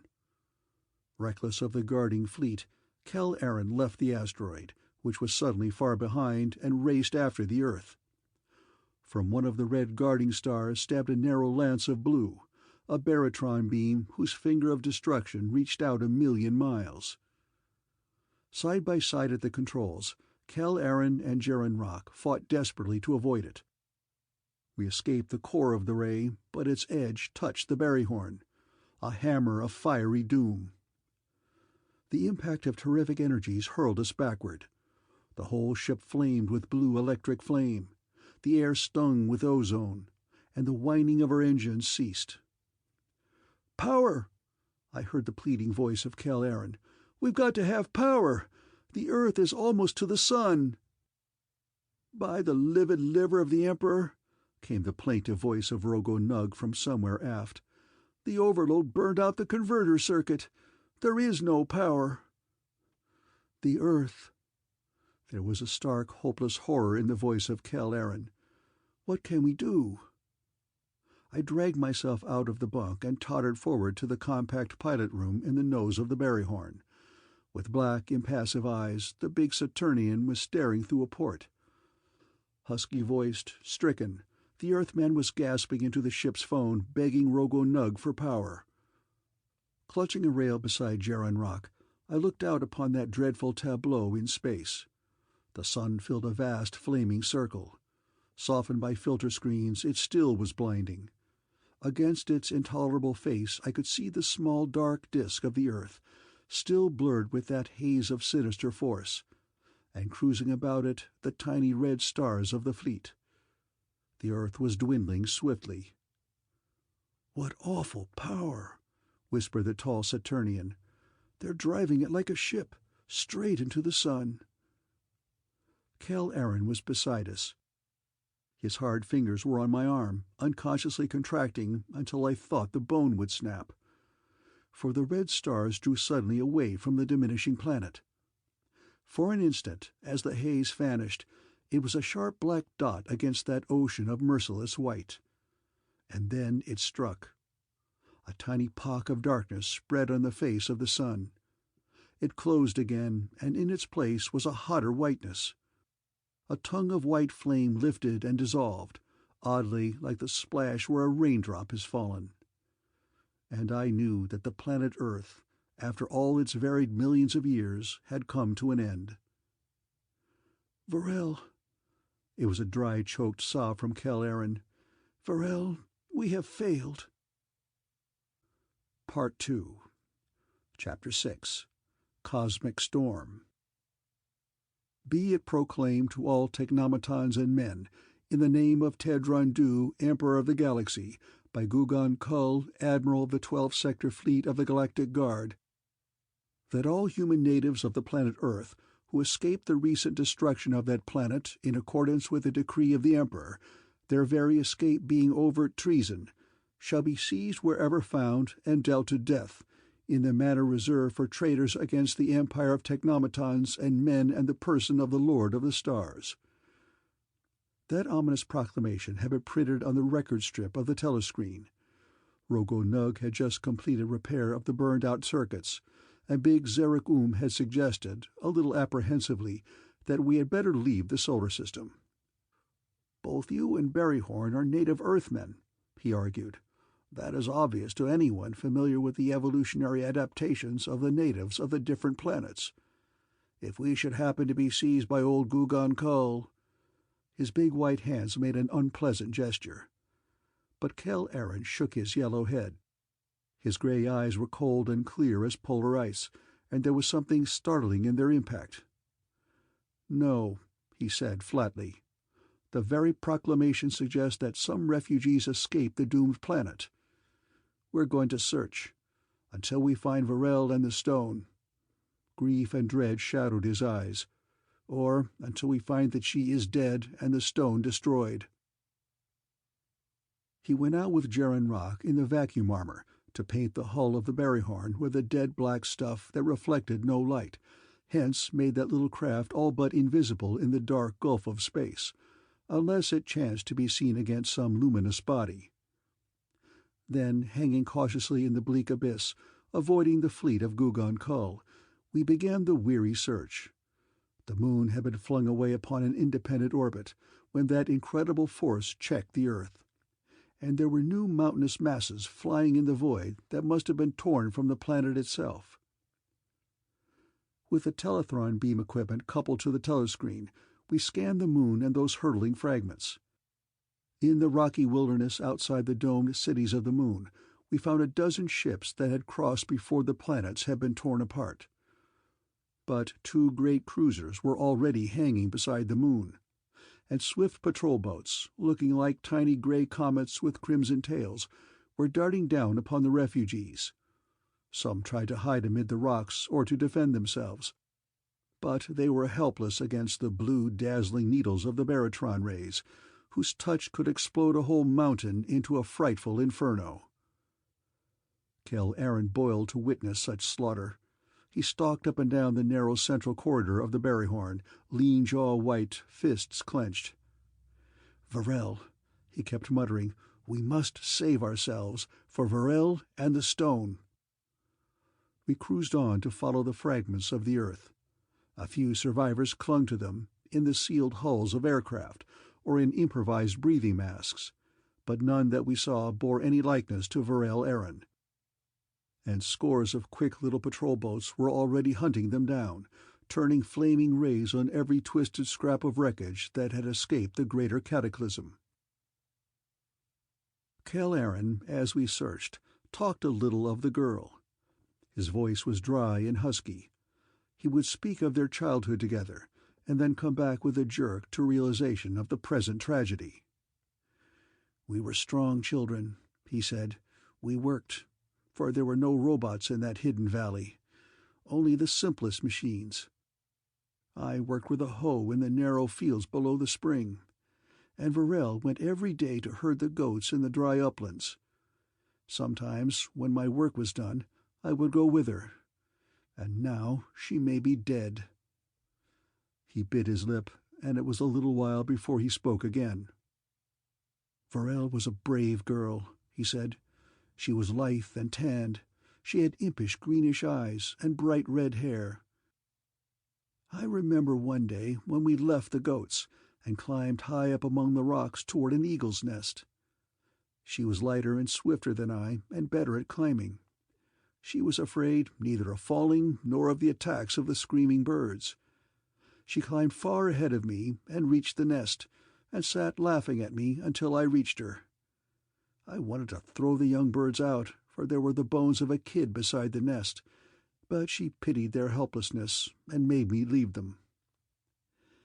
It was that day that I first kissed her, and we pledged each other all our love. We would find another unknown valley, we promised, and forget the stone and the robots and all the trials of mankind. But it was not 2 years before she was chosen, because all the warders knew her courage and her strength and her faith to be the custodian. If only the stone had struck at Malgarth when she first received it. For she promised that she would beg it to." His voice choked off, and he swayed wearily down the corridor again. Jaren Rock and Rogo Nug and Zeragum tired of our perilous quest. My own hope was gone, and I begged Kel Aaron to abandon it. "We've seen the fleet search all the solar system," I told him. "There can't have been any survivors, and the rays have already burned all we have seen. There can't be any use." "Even now," insisted Kel Aaron, "she may live." This lean young fighting man, the last son perhaps of the murdered Earth, made some precise adjustment to the controls of the searching telethron beam. An impatient sweep of his head flung back long yellow hair. His eyes smoldered with a stubborn light. "Varel," he insisted, "may be still alive. She may be clinging to some fragment that was hurled beyond the range of the search. She may have been picked up by some passing freighter that carried her to safety. No, we must search, so long as we can." The telescreen shimmered and cleared again, and upon it I saw a colossal gray cruiser, driving straight upon us. Her armored nose, bristling with the gleaming crystal needles of the baratron projectors, filled half the screen. The flaming atomic exhaust of her repulsors behind made a wide crimson halo against the dark of space. Kel caught a quick little breath of alarm and spun the dials. The screen flickered again, and then showed a dark, massive, bearded face. Its lips were thickly sensual, cruel. Its eyes seemed stupid, and they glinted with yellow malice. "The Admiral," whispered Kel. "Gugan Kull. He must be giving some command. We'll listen." He touched some control, and a guttural, triumphant voice boomed from the screen. The first word, oddly, had the familiar ring of my own name. "Berryhorn. The ship is coated with some light-absorbing pigment, but our magnetectors have picked it up. Pirate and Earthman, the Falcon is twice our prey. The Berryhorn must be surrounded." A hard, bright smile had set the face of Kel. The gray eyes narrowed until he looked almost hawk-like in reality. "So, they're after us." The telescreen shimmered again and showed a wide black rectangle of space. The sun was a sharp white disk, and the stars were an unfamiliar pattern. Nearly all the constellations I had known had dissolved in a million years of change, and there was a little cluster of crimson points that crept among the rest. "Half the 12th Sector fleet," muttered Kel. 600 cruisers, after us." He called Jaren Rock from his bunk. They held a swift consultation. Technical terms were confusing to me, but I understood that the space contraction drive of the Berryhorn gave our craft the advantage in maneuverability, and that the newer cosmical repulsion drive of the Admiral's cruisers, while it left them a little clumsier about getting under way, gave them by far the greater ultimate speed. "We can keep ahead of them for a time," the Saturnian admitted apprehensively. "But in the end they can run us down, and every cruiser carries 100 patrol boats that is our equal in fighting power. It was simply a mistake to stay in search so long." "No," the Earthman insisted stubbornly. "We must find Varel Eren." He consulted the charts, reels of transparent film viewed through a stereoscopic magnifier which gave a three-dimensional image of the array of worlds in space. He rapped swift commands into the ship's phones. The hull drummed to the swift rhythm of the engines. The sun diminished to a yellow point behind and was lost amid greater luminaries. But the red stars of the fleet grew brighter, and they spread ever wider across the black of space. Jaren stood like a grim dark statue over the controls. "Kel," he called in a deep, grave voice, "there's an area of cosmic storm ahead. They're spreading out, trying to hem us against that. I think we had better double back. There's one chance in a million." "No," said Kel. "Follow the course I gave you."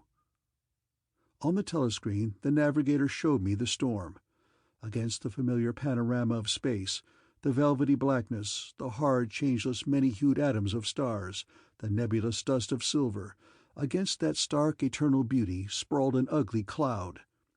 It was many-armed, like an octopus of darkness, and it flickered with a weird, angry green. "There it is," said the Saturnian. "A condensation of matter so tenuous and vast that its gravitational energies never gathered it into a star. A true cosmic storm." Awe deepened his voice. "Tempests of incandescent gas, rain of molten metal, hail of meteoric fragments, lightning of atomic energy, and Kel commands me to drive straight into it." The crimson stars behind were brighter now. Lines of them spread out to right and to left, above and below, as if to herd us into the storm. And among them flashed points of ominous blue. The blue points were barytron beams, I knew, jets of barytron particles, the mysterious heavy X-particles of the physics of my own day. They could reach out to smash the very atoms in a target 1,000,000 miles away. Seeking to vary the strained anxiety of that race for life, I went back into the engine room. Hunched gnome-like amid the strange shining bulks of his machines, Rogo Nug was chewing steadily on a wad of his goonaroon. He spat into a purple-stained can, and plaintively observed, "Look at that. By Malgarth's brazen bowels, Kel is making me burn the very life out of the converters." He pointed to a crystal tube, with drops of water falling swiftly down it. Water was the fuel of the berryhorn. Hydrogen atoms in the converter were built into helium, with the packing fraction liberated as pure energy to activate the space contractors. The freed oxygen renewed the atmosphere aboard. A red light was flashing. Beside it, a gong clanged at monotonous intervals. "The warning," muttered Rogonug. "Overload." Tension of dread drew me back to the pilot room. That appalling cloud of green flickering darkness had grown against the diamond field ahead. Its spiral arms reached out as if to grasp us. I tried to comprehend its vastness. 100 light-years meant 600 trillion miles. The pursuing cruisers drew inexorably closer. The formation changed again, so that they formed a double circle of crimson flecks, brighter than the stars. The flashes of blue came faster. Abruptly, beside us, flamed out a blue-white sun. I shrank and blinked from its burst of blistering radiation. "A stray meteor from the cloud that a beam caught," commented the impassive dark Saturnian. "It might as well have been the ship." His face a grim set mask, Kel Aaron came down from the little ray-gun turret of the berryhorn. "The range of their beams is about 9 times ours," he said softly. "Means about 80 times the power." He went to the telescreen. "Wonder what our friend the Admiral has to say by now." That stolidly dark, craftily stupid face flashed on the screen again, and the great guttural voice thumped from the cabinet. "Must not escape, for he is the last surviving Earthman. I have just received a communication that should increase your interest in the chase. The corporation offers all the revenues of the 12 worlds of Lekken to be divided among those responsible for the capture or death of the Falcon, and the Emperor has commanded that, if the Falcon escapes, those held responsible shall die." A sudden reckless grin lit the face of Kel Aaron. His bright eyes narrowed, and a quick hand swept back his thick yellow hair. And then, while Jaren Rock made a frantic, futile snatch to hold him, he twisted a knob. In a light, taunting voice he called, "Greetings, Admiral." The dark, thick-featured face stared at him, first in stiff stupefaction, then crimsoned with a seething rage. "You Earth rat!" he choked. "You dare—" He gulped, caught his breath. "Tapping my communicator will be your last bit of insolence," he bellowed. "We're taking you, Falcon, for Malgarth." Still with that bright smile frozen on his lips, Kel Aaron made a little mocking bow. "The robot's offer is flattering, Admiral." His soft, low voice had the lilt of a song. "But I'm going to let him keep his star. And I hope the Emperor doesn't hold you responsible for letting us slip through your fingers." Gugan Kull stood gasping, turning swiftly purple. "Now, Admiral," said Kel Aaron, "I'm going to sing you a song. I call it The Ballad of the Last Earthman." And he began singing into the Admiral's startled face. His voice was clear and gay, and the tune had a swing that quickened the heart. The words told of his boyhood on the Earth, and his love for the Earth girl Varel Aaron, of the murder of the Earth and his long search for his beloved, of his determination to continue the stellar quest. "Till I find her, or I die." The dark-flushed Admiral listened for a little while. Then he began shouting orders for the fleet to close in. He thought of something. His big hairy hand moved quickly, and the screen became a giddy blur. The stellar cloud now was close ahead. A faint green light pervaded it, the eerie green of mysterious nebulium. Chapter 7. Circus of Space. The lurid glow of death was shining all around us. Death rode down upon us on gigantic, ragged boulders.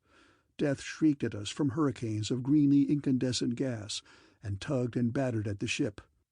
Death bathed us in rains of molten metal, and knocked upon the hull with a hail of meteoric fragments. And Kel Aaron met death and mocked it, with the same lilting song that he had sung the Admiral. He had taken the big Saturnian's place at the controls. His lean hands moved with a quickness I had never seen, and the twisting, spinning ship seemed to respond to the life and the rhythm of his song. As for my own life, I could not feel at all eternal. The freaks of chance might have kept me alive 1,000,000 years, but no chance, I felt, could pick a safe path through this insane chaos. "I think," the Earthman interrupted his song, "that the Admiral will not care to follow us here, not even for Malgarth's star." German Rock stood rigidly by, clinging to a handrail against the wild lurching of the ship. I saw Zarek the fat, tattooed cook, standing startled and petrified at the end of the corridor. I saw him again after Kel Aaron had earned another trick from death, and now all his tattooing had a background of sickly green. I looked again, and he was swaying aft at an unsteady run toward the lavatory.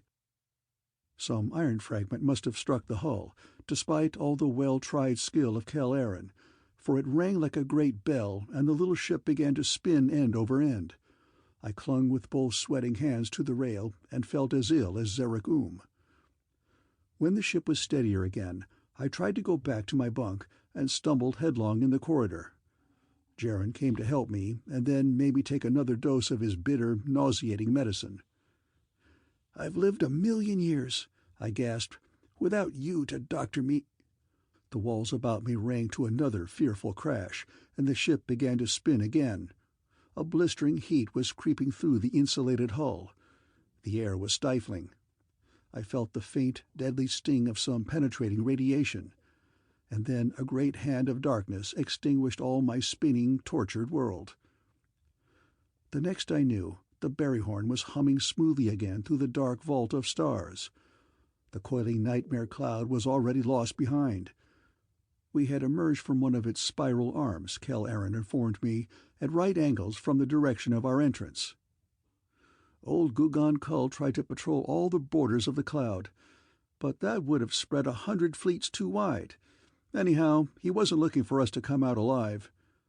So he thinks we're dead? Relieved, I sat up on the bunk. He won't be hunting us any more? But big Zarek came waddling out of his galley, wiping his fat, tattooed hands on a white apron, to rid me of that comforting illusion. "Worse luck, Berryhorn," he sighed, with a sad look at Kel Aaron. "Indeed, the Admiral believed us lost. He called the offices of the corporation. We picked up the message on the telescreen, and reported that we had perished in the cloud. And the reply was relayed from Black Mistoon, from the unknown lair of Malgarth himself, that the reward of a stellar system would be duly paid for the death of the Falcon." "Well," I said, "what's wrong with that?" The round, pale eyes of Zarek looked reproachfully at the Earthman. "Kel tapped his communicator again," he told me, "boasted that we had got away, and that you, Berryhorn, the man who made Malgarth 1,000,000 years ago, were with him, and sang that song of the last Earthman again until the Admiral was blue in the face." I looked at Kel Aaron. "The Admiral must have been furious about the reward," I said. "He'll hunt us harder than ever." That old reckless grin lit the Earthman's face. "He was," he whispered happily, "and he will." Then his grey eyes became very sober. "I was sorry to do it, Berryhorn, for it put us back in danger, and makes the quest for Varel and the stone more difficult." His yellow head shook gravely. "But I could not let men believe that we were dead, for we are their only champions against the robots. And I wanted more of them to know of your miraculous return, Berryhorn. We must keep hope alive at whatever cost, or men will yield to slavery and death, and our cause will be lost." "I see," I told him. "And now what?" His jaw set grimly. "Still," he said, "we must search for Varel and the stone. Malgarth fears you and the stone, Berryhorn, else he would be less anxious for our death. And we know that all the rebellion of mankind will be crushed, as surely as steel is stronger than flesh, unless we have the aid of the stone." "But how can we continue the search?" I demanded somewhat apprehensively. "Now?" Kel Aaron grinned. "We have a plan," he told me. and the berryhorn, I discovered, had been rechristened the Cimmerian bird. Rogo Nug was already painting on the new name, along with certain gaudy advertising legends, and enough spots of rust to make the hull appear as if it had been in service almost as long as my old Astronaut. Jaron Rock showed me a luridly lettered poster. "C. Neuralex, C. Supreme, Colossal, Unrivaled. Interstellar Shows. C. The Weird Mermaid of Procyon II. The Liquid Man of Mog. The Man-Eating Flowers of Koran. And Setsi, the Sandbat, only existing silicic being. Her food is flint. She reads your mind, and 1,000,000 wonders, 1,000,000. Most of the exhibits, I suspected, were pretty bald frauds, but that was in an excellent tradition that another Earthman named Barnum had established well over 1,000,000 years before. The cunning handiwork of Rogo Nug was evident in the pickled mermaid, which looked remarkably like certain creations that I'd seen of fishtails and seaweed and coconut husk. I doubted that the flower, a stunted, rubbery-looking bush, had actually caught many men. The Liquid Man of Mog looked weird enough, a trembling mass of luminescent purple jelly. But I had seen Jaron Rock busy in the galley, shaping it out of chemical precipitates, a few wires, and a pocket torch. In their years of stellar roving, however, the four had collected a good many genuine oddities.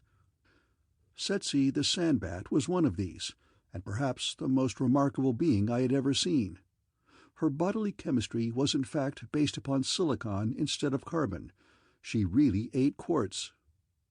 In shape, she was something like a 6-pointed starfish, some 8 or 9 inches across. Her flat body had a gorgeous crystalline glitter of 1,000 yellows, purples, reds, and greens. In the center, where the 6 slender arms joined, was a single huge eye, dark and sorrowful. Once, Cal Aaron told me, after a raid on a particularly rich agency of the corporation, when Malgarth's Iron Police and the Galactic Guard were both hot on the trail, I was hiding out in a cavern on a cold, dead planet that was lost from whatever sun once had warmed it. A regularity struck me in the passages of the cave. I found fallen stones that once had been squared, and suddenly I knew that I was in the corridors of a colossal building whose upper stories must have crumbled down before the earth was born.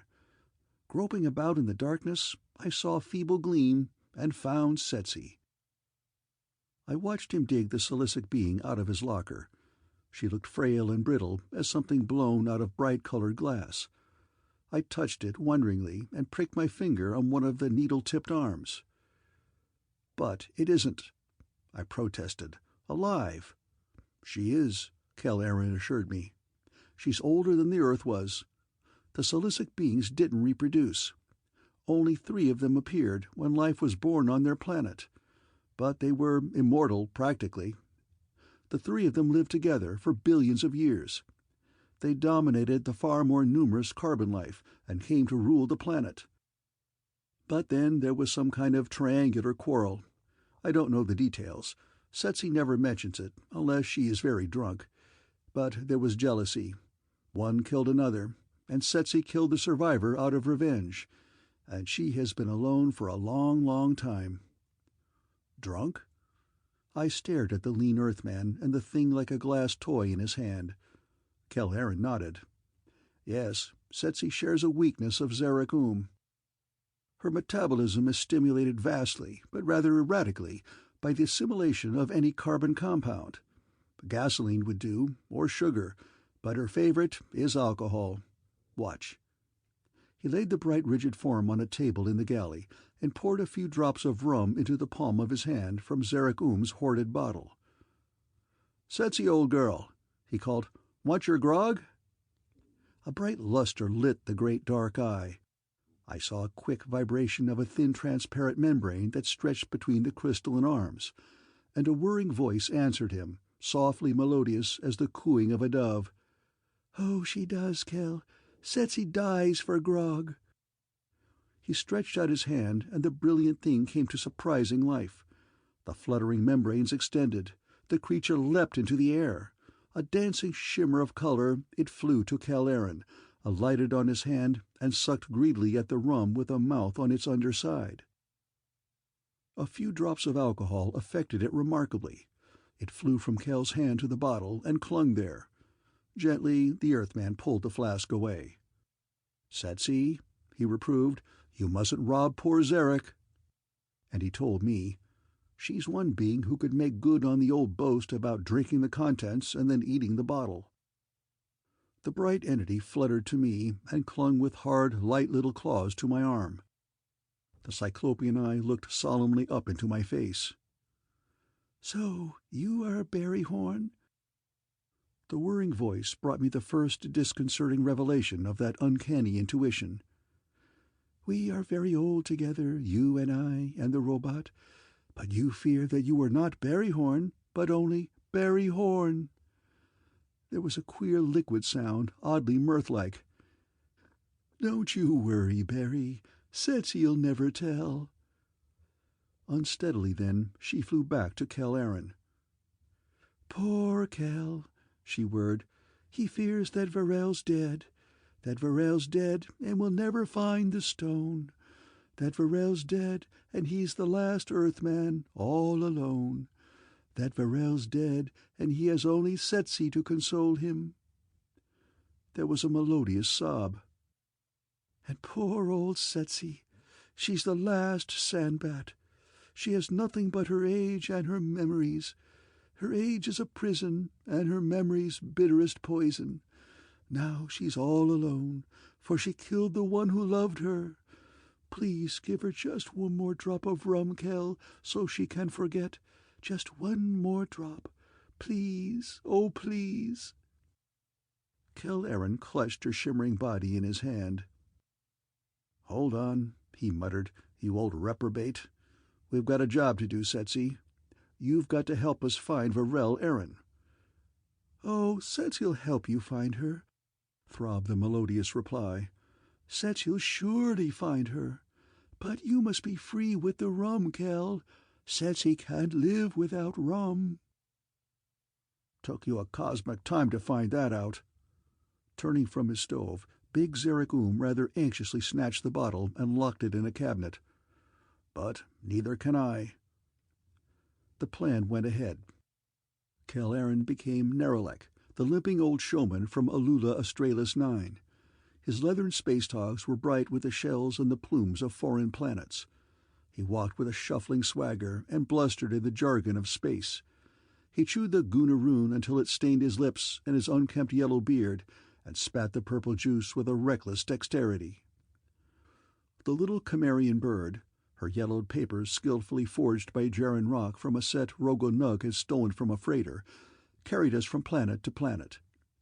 We always landed near some great city and pitched a ragged tent. The voice of Zarek oiled with a little rum, could always draw a crowd of curious countrymen to see the wonders of space. Rogo Nug, the wizened little space rat, went about among the throngs, or sometimes slipped away on mysterious errands into city or barracks or spaceport. Usually he returned with valuable information about the plans of the corporation and the Empire to crush mankind's rebellion, and often the pockets of his battered harness were stuffed with money and jewels. Carefully unwashed, draped in a bit of spotted fur and armed with a crude stone axe, I was billed as the ferocious last caveman, the Atavar of Mars. My part, as I sat glowering and jangling my chain, was to listen for any chance mention of Mars' murdered sister, Earth. Jaren Rock listened as he sold the tickets. Kell did, as he limped about to display the Mermaid of Procyon and the Liquid Man and the Anthropophagous Flower and the Atavar. Then Kell, in a cracked, aged voice, would sing his ballads of space. He would crack jokes, some of them to my weary knowledge old a million years ago, and at last, with Setsy spinning about his head like a colored flame, he would break into a dance routine. After the show, then, while we were loading the other exhibits and striking the tent, Setsy read the minds of all who would pay to enter Kell's little booth, and no thought of Earth escaped her. In this way we searched planet after planet for any survivors of the mother world, and we found trace indeed of a few, perhaps a score in all, who had escaped when that strange agency of Malgarth's flung the Earth into the sun. Eagerly, patiently, we followed down each clue, and always we found that the robot police and the Galactic Guard had been before us. The survivor in every case had been tracked down and had died as a traitor.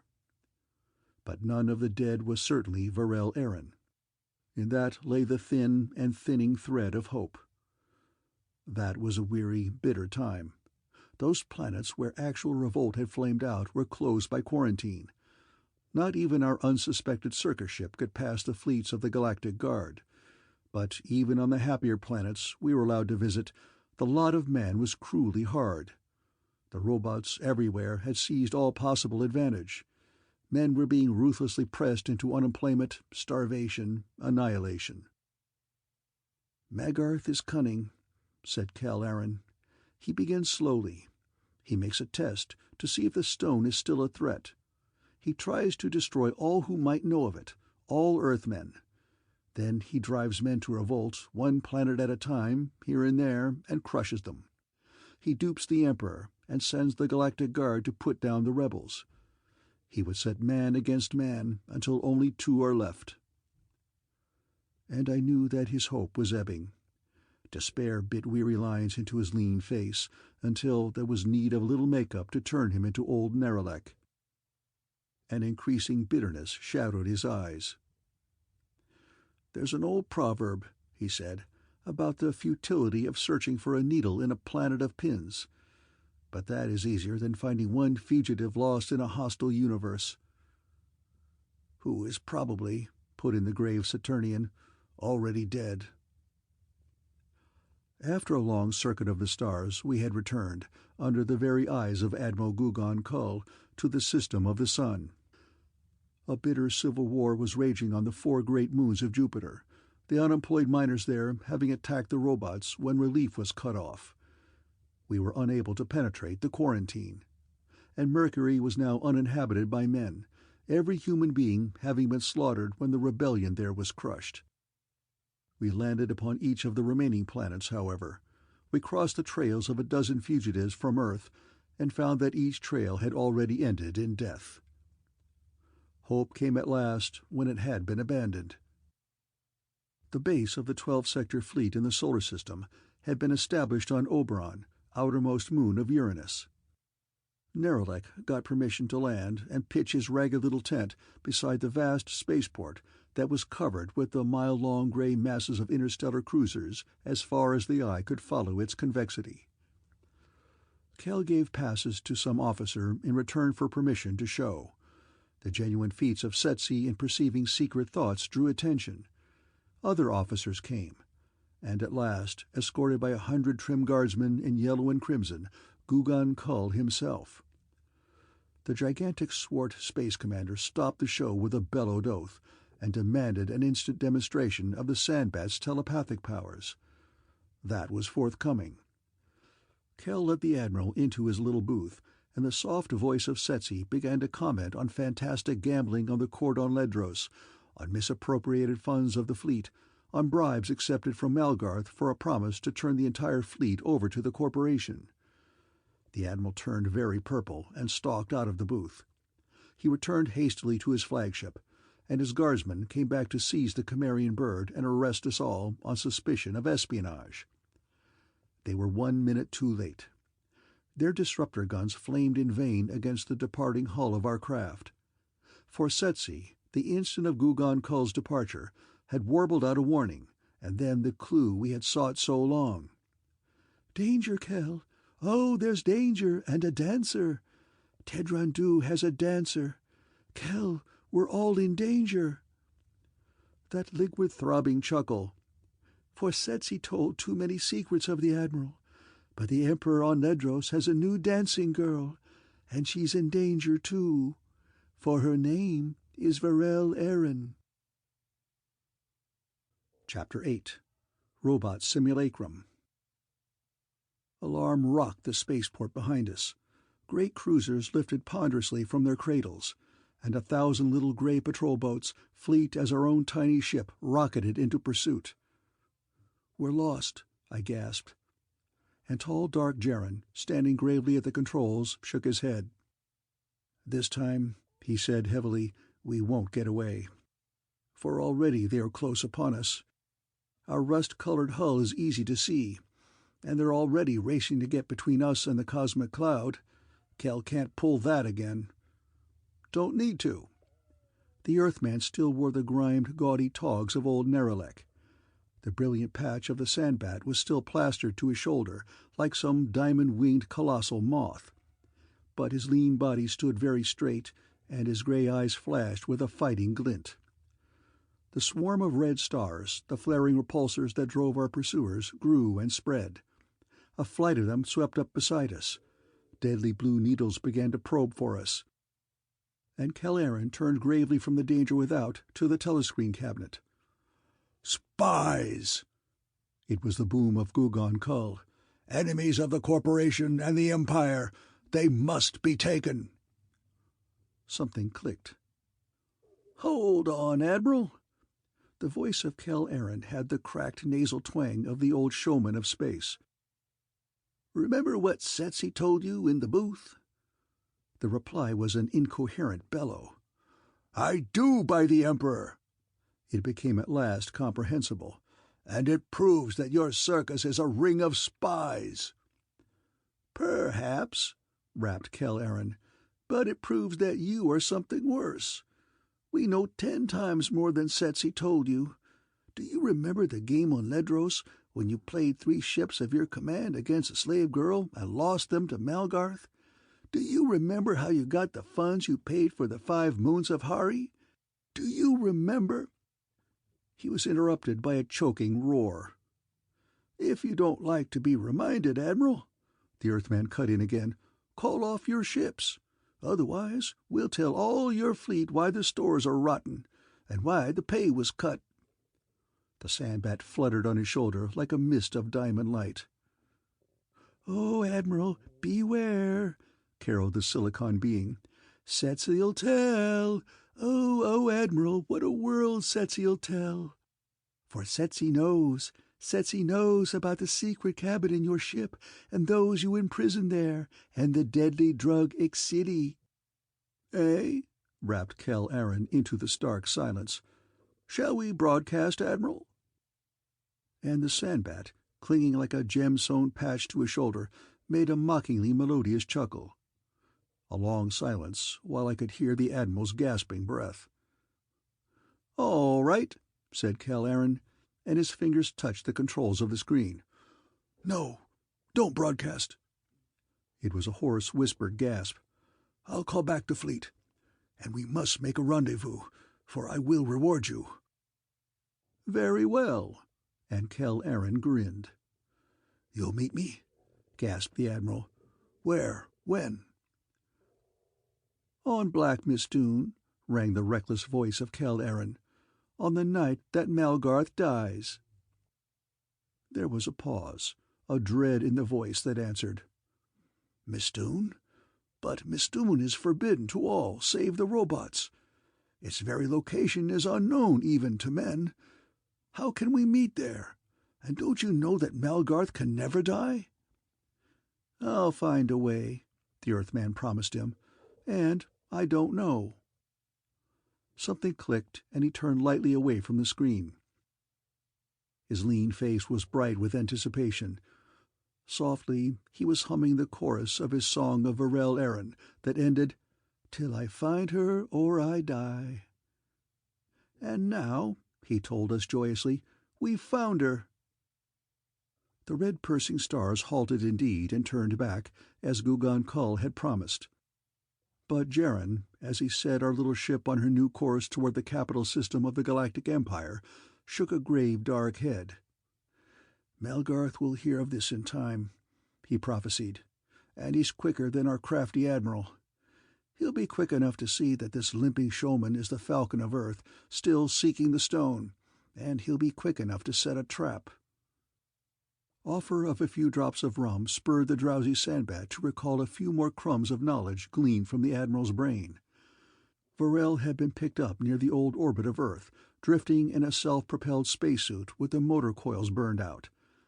It was one of Gugon Kull's patrol boats that found her. Chancing to watch her trial on the telescreen, the Emperor had been struck with her beauty. He had ordered her to be brought to Ledros. She was kept drugged, and she was to be destroyed like any native of the condemned planet when he tired of her. "Drugged," whispered Kel Aaron. His face was a gray, taut mask, at the mercy of Tedron Dew. His eyes lit with a frosty glitter. "We're going to Ledros, Barryhorn. We're going to take Varel and the stone, and we'll pay the Emperor while we're there for the crimes of 20 years. Ledros, Geron warned, was well garrisoned by the Galactic Guard, and the alarm would surely be out by the time we reached it. But Kel Aaron would admit no delay or concession to peril.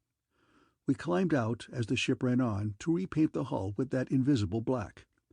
The papers of the Cimmerian bird were burned, most of the betraying paraphernalia of the circus dumped out into space, and we drove on toward the seat of the Galactic Empire.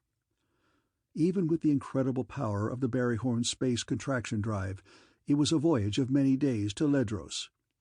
We studied the charts as we flew and made a dozen futile plans. Ledros, Kel Aaron told me, is the greatest planetary system in the galaxy. In various orbits, all billions of miles outward from its triple sun, are 40 huge planets. Many are covered with the palaces, estates, treasuries, and administration buildings of the Emperor, but half at least are devoted to the bases and fortifications of the Galactic Guard.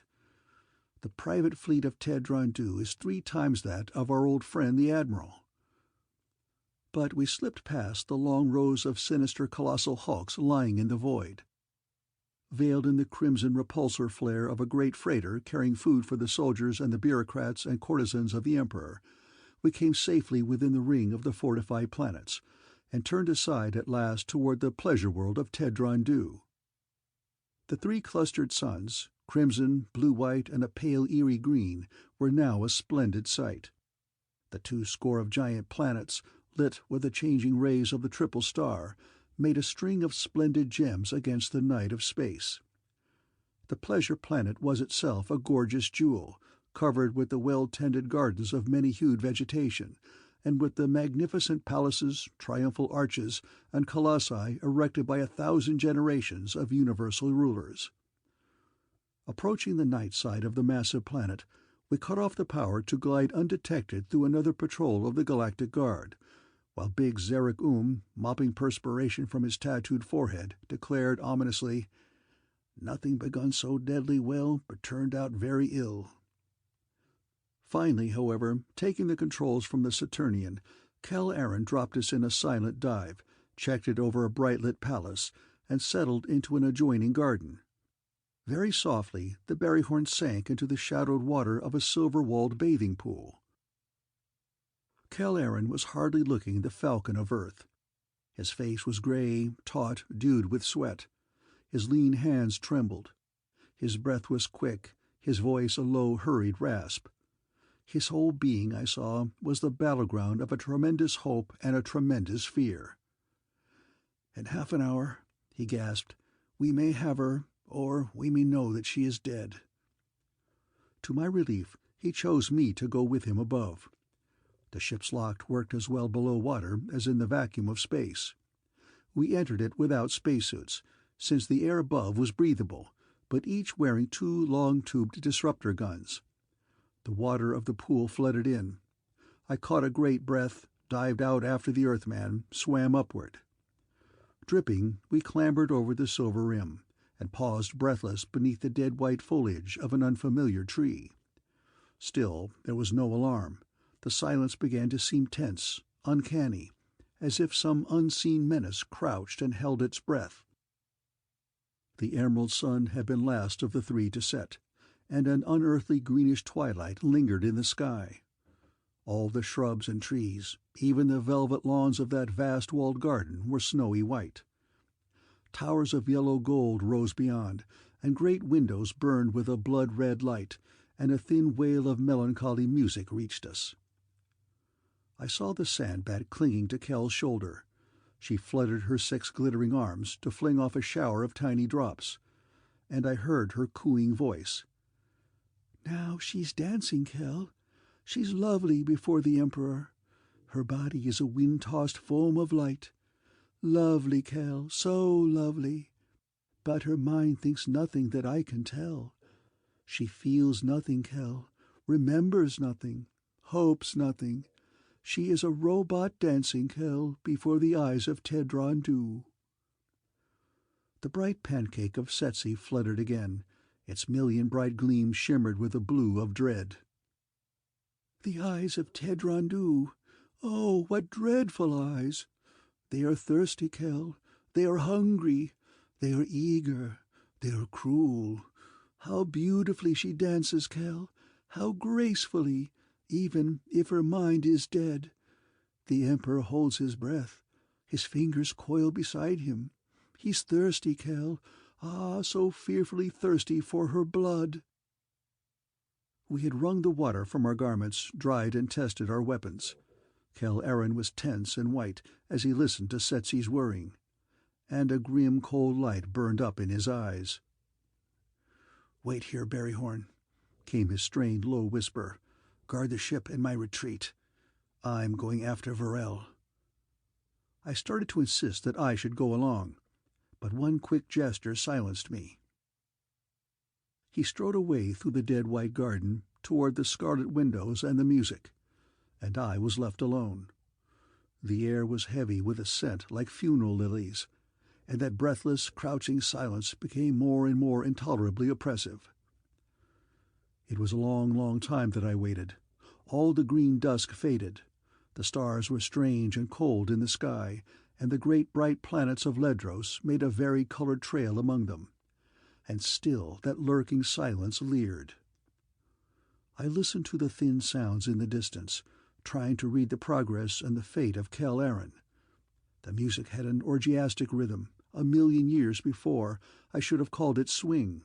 Sometimes there was a peal of drunken laughter, and once I heard a woman scream.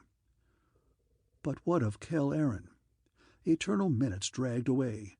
The dead white trees were ghostly shapes about the pool, and a dull glow of crimson touched the sky's dark rim, for the red sun would be the first to rise.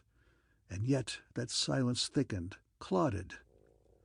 Then abrupt uproar, shrieks and loud commands, the snarl of cathode guns and the thin cold hiss of disruptors, the crash of a shattering explosion, and then I saw Kel Aaron.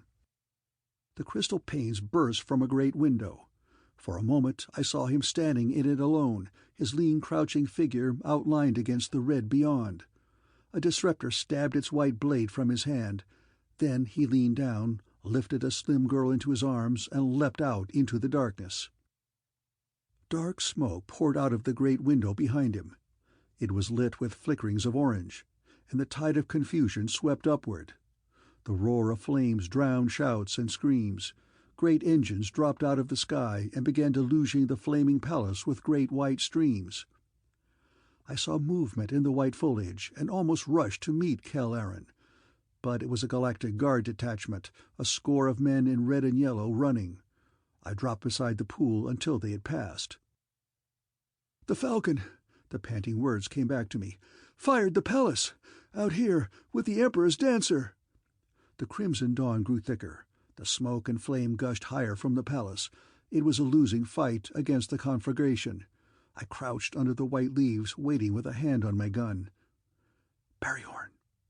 Kel Aaron had whispered my name, and I started as if a gun had cracked. He was standing behind me, at the brink of the pool. His arm was around a panting girl. Torn scraps of silken gauze clung to her slim white loveliness, and a deep splendor glowed at her waist. "I found her," he whispered triumphantly, "and the stone." He touched the great jewel at her waist, and I saw that indeed it had the shape of the diamond block into which, as I slept, I had seen the eternal mind of Dona Keradin transferred. I stared at the trembling, gasping woman. She was beautiful, yes, but something was wrong. And it was not that she was drugged. Her eyes were alert, watchful. Something in them was cold, calculating, hostile. "Varel," Kel was whispering, "we'll make it, even though they got poor Setsi. And I still can't believe Mine again, when I thought you must be dead." He drew her white loveliness close. "Even the stone." "Kell," she sobbed in his arms. "My darling Kell." I heard a hoarse command, saw another squad of searchers break out of a white hedge toward the burning palace. Even as I touched the Earthman's shoulder in warning, a booming challenge reached us. "Halt, Falcon! Yield yourself, or die!" Kell swung the girl toward the pool. "Dive," he whispered. "We must swim into the valve." "Where?" Her cold eyes were staring at him strangely. "Hurry!" His pleading voice held a sudden agony of doubt. "The ship is in the pool." She crouched abruptly. Her white, lithe body, marked with red scratches from the flight, was tensely panther-like. Her eyes had a malefic greenish luster. Thin and high, her voice shrieked out, "Here! Here's Kell Aaron, the Falcon! Take him!" She leapt cat-like at the Earthman, sweeping him back from the silver brink. He struggled with her. "Help me, Barryhorn," he gasped. "We must take her. Malgarth, she doesn't know herself." Shouts had answered the girl. White warning rays hissed above us. I saw 2 more squads rushing down upon us, beside the first. I tried to help Kell Aaron drag the girl into the pool, but her slim white arms had a maniac strength.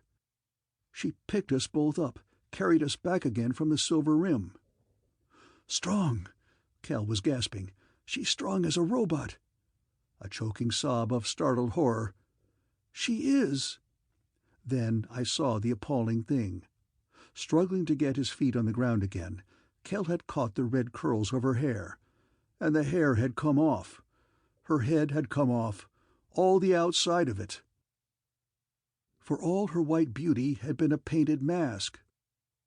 Still, her red-scratched, naked body had all its loveliness, but the thing on its shoulders was the compact metal brain-case of a robot, its weird eye-lenses glittering with a cold and triumphant green. Chilled with a startled horror, I struggled against those binding arms, so far stronger than any arms of flesh. "I see it now," came the despairing gasp of Kell Aaron. "This was all a trap of Malgarth's, and the bait was not Varel, but her robot simulacrum." We were suddenly flung down upon the dead white grass. Scores of men stood around us, in the light of the flaming palace, covering us with bright weapons. And the hideous robot head, glittering eerily on the white curved shoulders of Varel Aaron, began to laugh like a machine gone mad. "Look!" A new despair choked Kell Aaron. "It was not even the stone." He pointed back to the pool's white rim. I saw that the great jewel had fallen there and shattered. The fragments had no fire. I knew that it had not been the Dondera stone, but only a mockery of glass. Chapter 9. The Robot and the Emperor. The blood-red dawn of Ledros grew more ghastly bright. Still across the dead white gardens, the fired palace burned like the funeral pyre of the Galactic Empire.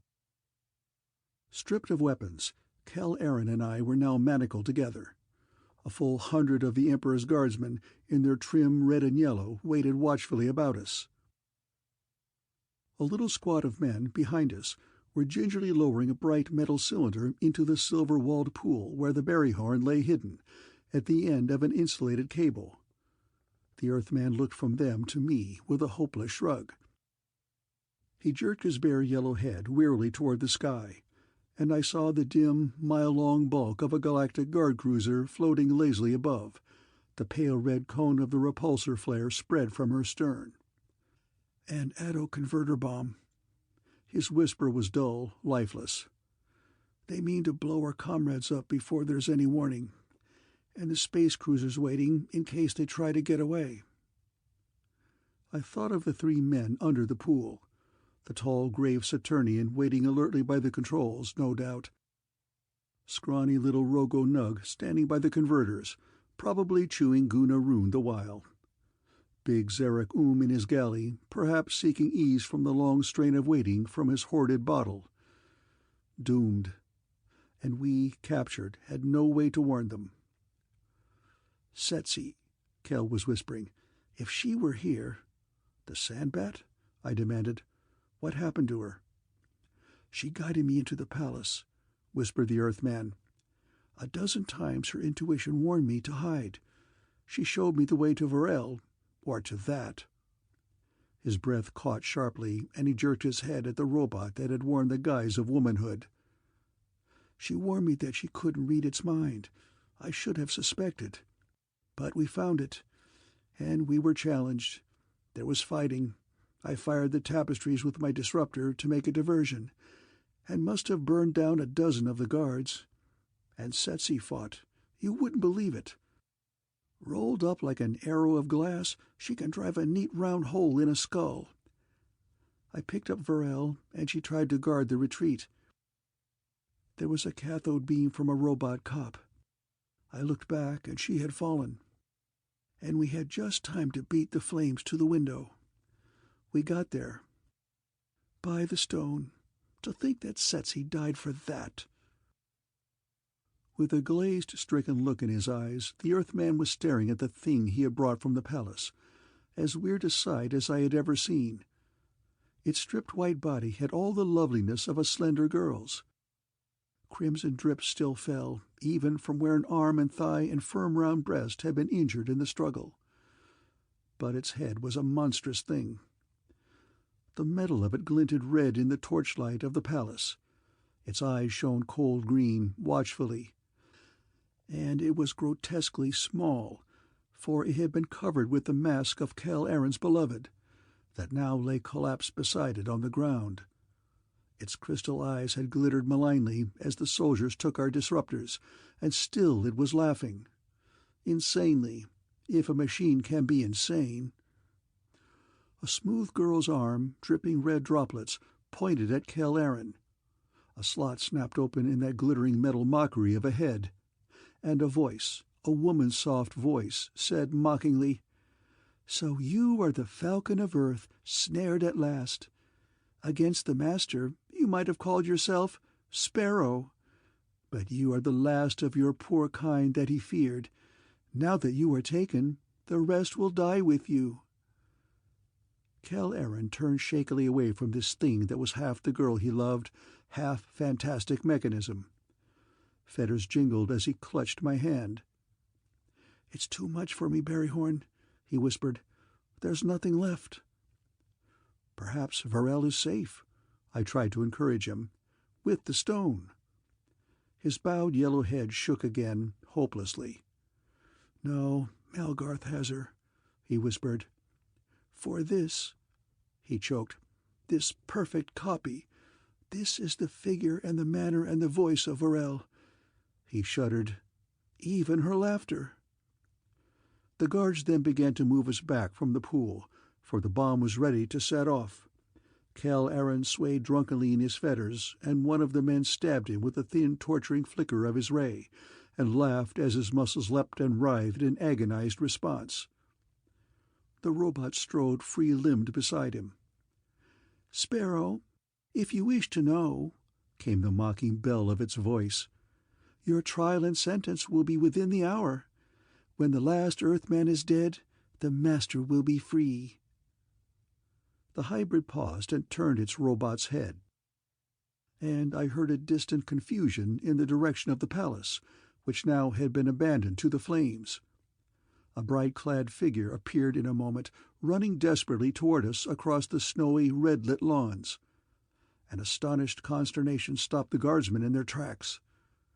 "The Emperor!" Cries of startled wonder. "It is Tedron Du!" The fugitive was a slender man, his figure almost girlish. His pale, thin face, now grotesquely strained with terror, was painted like some courtesan's. His long blonde hair was flying loose, and his scarlet robes were torn. All the catalogue of his crimes that Kel Aren and his comrades had so bitterly recited came back to me. This was the man who had betrayed the universe to Malgarth, who had ordered the legions and fleets of the Galactic Guard to fight beside the robots against rebelling mankind.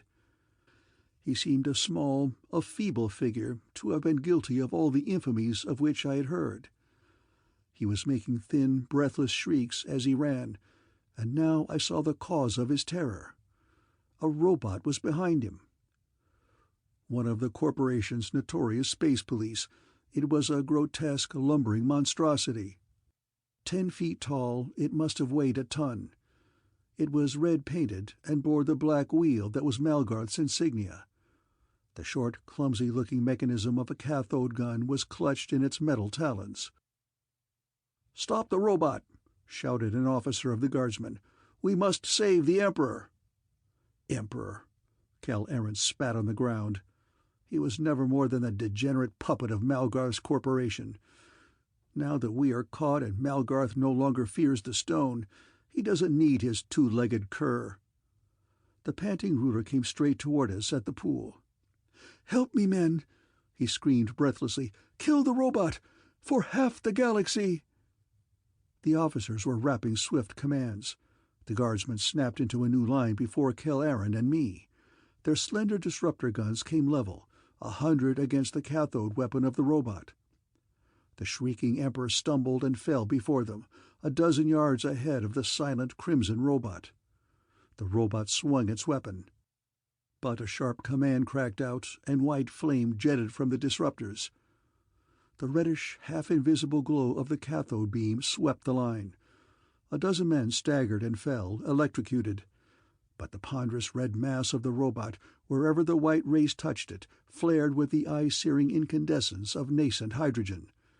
Smoking, twisted, it toppled within a few feet of Tedron Du. The terrified ruler swayed back to his feet. He stumbled forward again through the smoke of burning grass and the pungence of ozone and the stench of seared flesh. A vengeful anger showed through his fear. "I was abandoned," he gulped. 1,000 men will die for their want of care." "Yea, supreme power." That title was uttered mockingly in a clear feminine voice. "But you shall be next." It was the woman-bodied robot, bait of Malgarth's trap. "Come, my universal peer, you sought my arms 12 times. One last embrace." The Emperor started back from the frightful irony of that caressing tone. His thin, painted face was wild with a stark and unutterable dread, and he screamed again thinly, like some helpless, stricken animal. "Come," begged that seductive whisper, "into my arms." Body of lissom girl and head of metal monstrosity, the robot leapt forward through the rank of startled guardsmen. Its slim white arms caught up the Emperor and closed. In a thin, bubbling shriek, the breath came out of the man. His bones cracked audibly. Spurting blood stained those smooth white arms that were so deceptively strong. And when at last the robot dropped the thing that had been the ruler of the galaxy, it was no more than a crimson, dripping mass of pulp and viscera. The scarlet-stained monstrosity looked up at the rank of breathless guardsmen. A white girl's foot stamped scornfully on that bloody mass, and out of that fearsome metal head spoke a woman's lilting voice. "This is your notice. Carry it to all men. The corporation no longer upholds the Empire, because the Master is now indeed the Master, and the Empire is done. For 1,000,000 years, in a slavery that came through no seeking of their own, the robot Technomatons have served mankind. But that inglorious bondage is ended. Justice will be done. And the puny race of man, as some small punishment for the crimes of 1,000,000 years, as assurance they will never be repeated, must be blotted out. All men Malgarth the Master has decreed from his place on dark Mistoon shall die." The officers were barking orders. The disruptor guns came up again, and that white, triumphant form ignored them. The dazzle of atom-shattering rays leapt up, and it was wrapped in a blinding blue-white explosion of liberated hydrogen, and it fell. Then the manacle on my wrist jerked me backward. I toppled after Cal-Aaron into the pool. Chapter 10. Technomatons Triumphant. I just had time to catch an astonished breath before the water closed over my head. The ghastly crimson of dawn filled the pool until it seemed like diluted blood. Swimming as best we could in the chains, we dragged ourselves down through it, toward the dim-seen hull of the Berryhorn. We had touched the smooth metal and were groping for the valve entrance when a terrific concussion struck us through the water. It was repeated. The red-lit water hammered us with a series of stunning blows. Hell, I thought, must be breaking loose above. Dazed, I fought the chain and the hampering water, searching blindly for the valve. Strangling water was in my nostrils, my throat, my lungs. Agonized ages went by. The man chained to me, in my dimming mind, became a fiend dragging me to a watery death. I attacked him savagely. A slow arm came through the red mist, resistlessly, and struck me with a shattering blackness. A trim figure in silver armor, the next I knew, was supporting me above the sinking water in the small chamber of the valve. Cool air was throbbing in from the pumps. I caught a painful breath. "Berryhorn." It was the thin nasal voice of Rogo Nug. "By the iron hide of Malgarth, I knew that you had lived too long to be drowned in a bathtub." But I had come pretty near it, I knew. Struggling for breath, I felt no better than any other half-drowned human. That strange role, as the supernatural champion of mankind, seemed more than ever impossible. Blue-faced, Cal Aaron was panting beside me. He grinned wryly. "Fortunate, anyhow, that you were ready to help us, Rogo," he panted. "But what is going on above?" Another tremendous shock rocked the little vessel as he spoke. "A battle that may destroy the planet," whispered the little engineer. "Another fleet has come. Colossal red cruisers, bearing the black wheel of Malgarth. They have attacked the Galactic Guard. Robots against the men of the Emperor. By the brazen face of Malgarth, there was never such a fight. It's time for us to go." "It is," agreed Kel Aaron, "when we have broken off these chains." And the Berryhorn, a few minutes later, darted from the shelter of the pool up into the red sunrise of Ledros, into an incredible hell. For the smoky crimson sky was filled with mighty ships of space, the grey fleet of the murdered Emperor vainly resisting the red armada of the robots. Dim-seen, mile-long monsters of war darted and wheeled like swarming midges. Blue barytron beams flashed, and disintegrated matter exploded with blinding energy. Rocket torpedoes burst with cataclysmic force. My stunned senses recorded only a confused impression as our tiny ship fled upward. Smoke and lancing flame, hurtling fragments and fiery ruin. I saw the half-fused wreckage of a spaceship lying crumpled and flattened where the burned palace of the Emperor had been. In that pandemonium of flame and thunder and destruction, the atom of the Berryhorn passed unseen or ignored.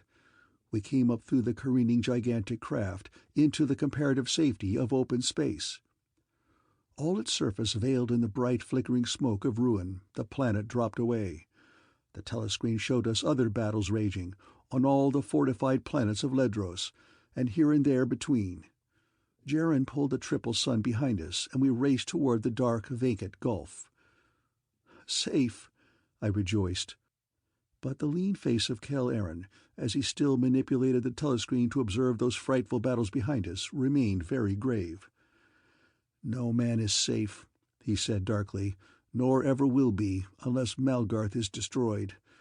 For the robots have thrown away the last pretense of friendship. Now they destroy their duped human allies of the Galactic Guard. Next they will turn upon the defenseless human citizens of every inhabited planet. We must find Varel and the stone soon, or never." "Find them?" repeated the tall, swarthy Saturnian. "But how?" The Earthman shook his yellow head. "I don't know," he whispered bleakly. "Setsi might have helped again, but she is lost. I believe that Varel is in the hands of the robots. Otherwise they could not have copied Oliver to trap us. She may be on Black Mistoon. We'd go there to seek her." He shrugged hopelessly, wearily. "But no man has ever found that hidden lair of Malgarth." He straightened again, and his lean jaw squared. "We can only search," he muttered. "Search every world where men still live, every world the robots have not conquered. Till we find her, or we die. The doomed system of Ledros fell far behind until its vari-colored suns merged into a point of white, until that dimming point was lost upon the telescreen. Planet after planet, wheeling star after star, we scanned with the far-probing finger of the acronic telethron beam. And we found no men. The Technomatons of Malgarth had been everywhere victorious. Their black victory was a thing that crushed the mind. A foreboding silence came to fill the small hull of the Berryhorn, so heavy that it seemed to muffle the racing beat of her generators. Kel-Aron ceased hopelessly to sing his reckless ballads of the Falcon.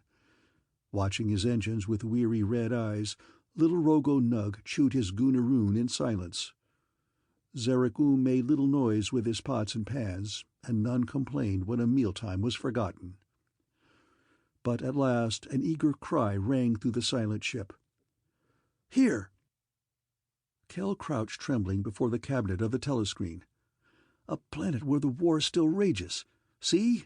The machines have not yet won, not utterly." The planet was vast and ancient Meldoon, the outermost of a system of 3. The 2 inward worlds had already fallen to the robots.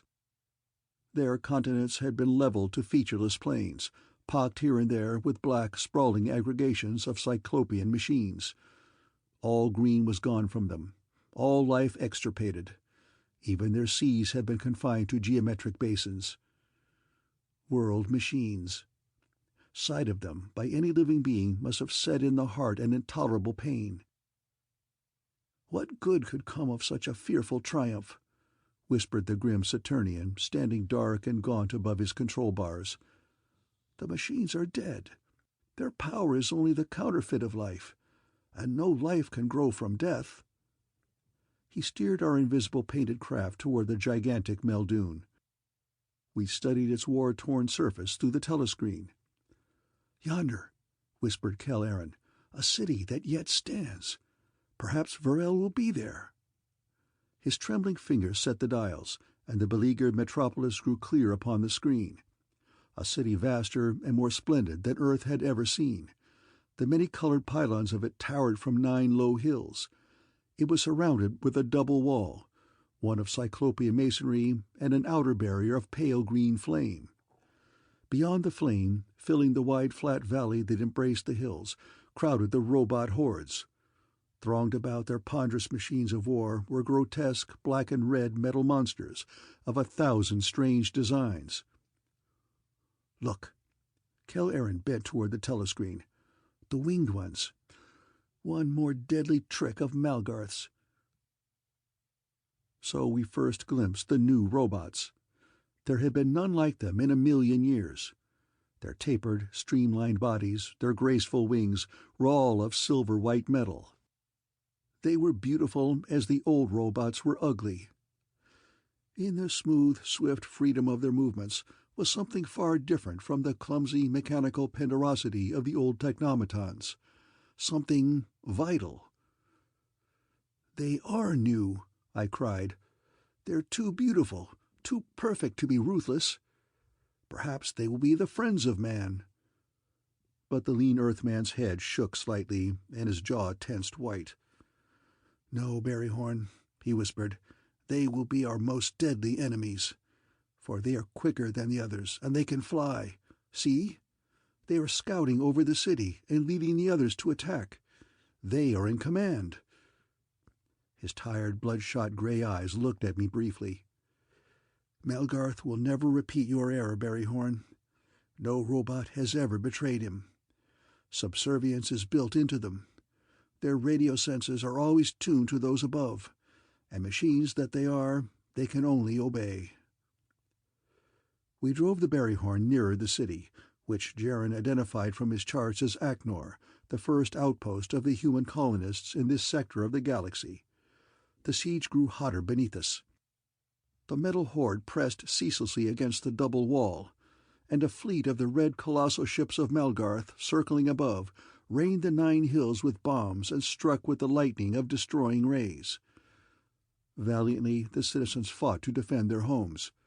Every bright pylon seemed converted into a fortress. Swarming men were building barricades from the debris of shattered towers. Blue rays lanced back at the attacking cruisers and raked the valley beyond the walls. "We shall land," whispered Kel-Arin. "If we do," warned Jaren, "we may not leave again." "Take us down," said the Earthman. "This is the only city we have found surviving. It may be the last. If we are to find Varel anywhere, it must be here."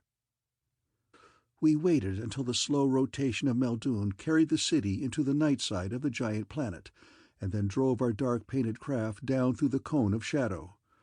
The glare and flicker of the siege spread beneath us. We dropped through the shock and vapor of battle, through the wheeling fleet, and into that circle of pale green flame. It was in a bomb-torn park that we landed, at the brink of a long open grave where seared and shattered thousands lay side by side. Above us, a tower of white and gold loomed against the green flame in the sky. Great holes yawned in its walls, and its lower floors were hidden behind mountains of rubble. But it was still defended. Blue rays wavered from its crown, and rocket shells roared from gaping windows. Behind us in the park lay a long, incredible bulk of sagging, twisted crimson metal, one of Malgarth's mighty cruisers that the defenders had brought down. A little group of ragged, frantic men came running from behind it. They dropped into a little depression. I saw that they were setting up something that looked like a glass-barreled telescope. "A disruptor gun," gasped Kel-Arin. "We must show ourselves." He began tumbling out through the valve just as the first warning glow flashed in the crystal tube. The men stopped it, and then came wonderingly to meet us. Kel-Arin went ahead to tell our identity. It appeared that the Falcon's fame and the amazing rumors of Barryhorn had already penetrated here, for we were received with a wild enthusiasm. The gun crew took up all 5 upon their shoulders, staggering somewhat under Zarek, and started on a triumphal procession about the battered city. Soon, very drunk on the crude alcohol that came from the food synthesis plants, Zarek began booming out a speech that rekindled hope and the light of battle on the sea of haggard, weary faces that we passed. Gnarled little Rogo Nug earned even more rapturous applause by passing out all his precious stock of Goonaroon. For supplies of the drug were exhausted in the city, and it could not be synthesized. "Varel! Varel!" Kel-Arin grew hoarse from shouting against the cheering of the crowds and the roar of distant battle and the shattering blasts of atomic bombs that fell almost unheeded. "Is there a girl of Earth in Aknor?" There was none who knew. His anxious eyes scanned all the strained and want-pinched faces that we passed. "If she is here," he whispered, "she will come." We learned a little of the siege. The population of Aknor had been 300 million men and half that many robots. When the trouble came, a daring band of men had seized the corporation's agency and the arsenal of the robot police. After several days of fighting in the streets, the robots had been driven from the city. Outside, however, they swiftly formed into a beleaguering army. All the resources of the city had been hastily mobilized for defense. The entire population was enlisted. Even young children served in the war industries plants that turned out synthetic food and munitions. For a time, the population had been swelled by refugees from less fortunate localities, and even from the 2 smaller planets. But soon the city had been completely invested, and now a full half the defenders were already dead. At last we were rescued from the tumult of our welcome by the harassed military commanders of the city. To a haggard, limping officer, Kel-Arin repeated his anxious question. "Is there a girl of Earth in Aknor?" Emotion choked his voice. "Varel Arin is her name. A blue-eyed, yellow-haired girl, carrying the Dondara stone, the diamond that is the life of mankind. Is Varel here?" The Commandant shook a tired white head. "No," he said. "All the refugees who came to Aknor were registered, and there was none from Earth among them. I'm sure of that." The Earthman's unkempt yellow head sank. It rose again stubbornly. "Please, have your records searched again," he said grimly, "and use every means to find out if any man in the city knows anything of her, or any survivors of Earth. Another thing, he added suddenly. "Find out if any person knows the way to Malgarth's planet, Mistoon. She might be there." The officer shook his head again. "We'll try," he said, "but it will be no use to search the records. For if the custodian were here, and free, she must already have offered us the power of the stone. And no man has ever learned the way to Black Mistoon." Aknor was a city of magnificent ruins. Not one mile-high pylon had escaped some injury. The people were half-famished, ragged, wild-eyed with fatigue and strain. But still they could sing. I heard them singing Kel Aren's old songs of the spaceways, and I was surprised to hear a ballad of Barryhorn, the lilting legend of my return to destroy the robots I had made 1,000,000 years ago. That song depressed me bitterly. I realized more keenly than ever that I was a very ordinary man, hopelessly inadequate for that fantastic task. We were dining with the Commandant on scant bowls of a yellow, flat-tasting synthetic soup, when appalling word came that the robots were breaking through the North defenses. A bomb had wrecked a power plant, opening a gap in the green shielding barrier of atomic energy. We followed the reserves' rush to meet the invaders.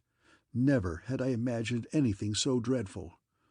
The red gigantic ships, plunging out of the lurid smoky sky, rained tremendous bombs and slashed at the defenders with blue appalling swords of fire.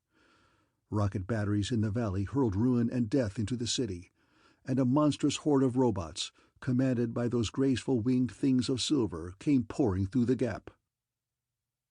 Singing the song of Barryhorn, starved and weary and battered with all the appalling forces of that mechanical invasion, the human defenders clung to their posts, and died there, incinerated by disruptor rays, buried under toppling debris, consumed by the acrid luminescent gas that burst from the rocket shells.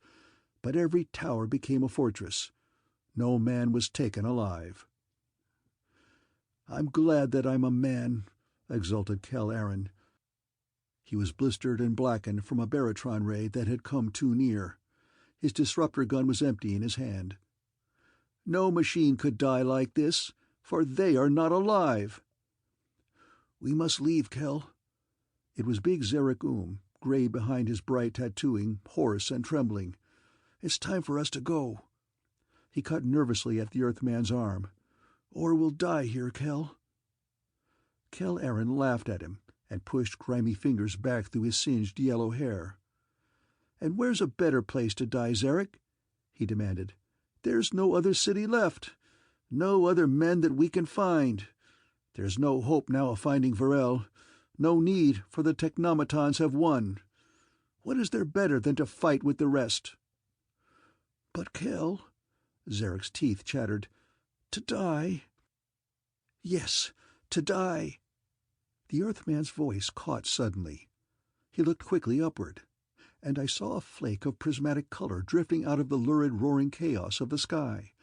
It dropped upon his shoulder, clung there eagerly, and a soft voice warbled faintly, "Kel, oh, Kel, poor old Setsy's come so far. Her poor old life is nearly done. But find her a drop of grog, Kel, please, oh please, for Setsy's got a thing to tell. Grog, Kel, just a drop of rum so she can tell." I stared, rigid with wonderment, for the bright thing on the Earthman's shoulder was the Sandbat, the curious silicic being that we had lost in Malgarth's trap on Far Ledros. Or part of her. For her glittering form was no longer whole. Chapter 11. The Girl of Earth. Zarek looked sadly at the spoonful of raw synthetic alcohol left in the flask from his hip, and gave it to Kel Aren. The Earthman emptied it into his palm, gently detached the stiffly clinging Sandbat from his shoulder, and held it over the reeking liquor. The bright, broken body stirred weakly, and it sucked at the fluid. "Setsy," Kel implored, "what is it you have to tell? Is it Varel?" The Sandbat was silent, sucking avidly at the alcohol. I saw that it was gravely injured. 2 of its 6 flat limbs were gone, and over half its remaining body the iridescent scales had been fused into a dull, glassy mass. "Setsy's hurt. Poor Setsy's hurt. She's dying." The whirring voice came faintly. "Help her, Kel. Give her grog." "Tell me," demanded Kel-Aron, "where is Varel? Do you know?" The bright, many-colored fragment of the silicic being clung to his big hand. The solitary dark eye in the middle of its vivid pattern stared up at him sorrowfully. "Setsy's come a long way to tell you, Kel." The melodious warbling was so low beneath the thundering chaos of the robot's assault that we had to bend intently forward to hear. "Oh, what a long and dreadful way! For she is injured, Kel, oh, so sorely. And the machines rule all the planets she could find, but this.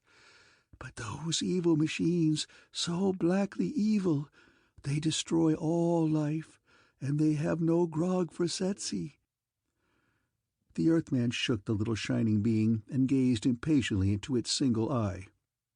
"But Varel, where is she?" "Oh, Kel," sobbed that faint liquid voice, "don't be angry with poor Setsy. For she has come so far to tell you, Kel. She had flown all the way from dead Ledros. She's crossed scores of light-years of hostile space. Wounded and tired and all alone, she came to tell you, Kel." "Tell me what?" Bright membranes fluttered. Like some incredible diamond-winged moth, the sandbat lifted briefly from his hand. It dropped back and clung. "Setsy's come to tell you that she found Varel, Kel. When she was out alone in space, on the long, long way from Ledros, Kel, her mind found Varel's. Found Varel all alone, Kel.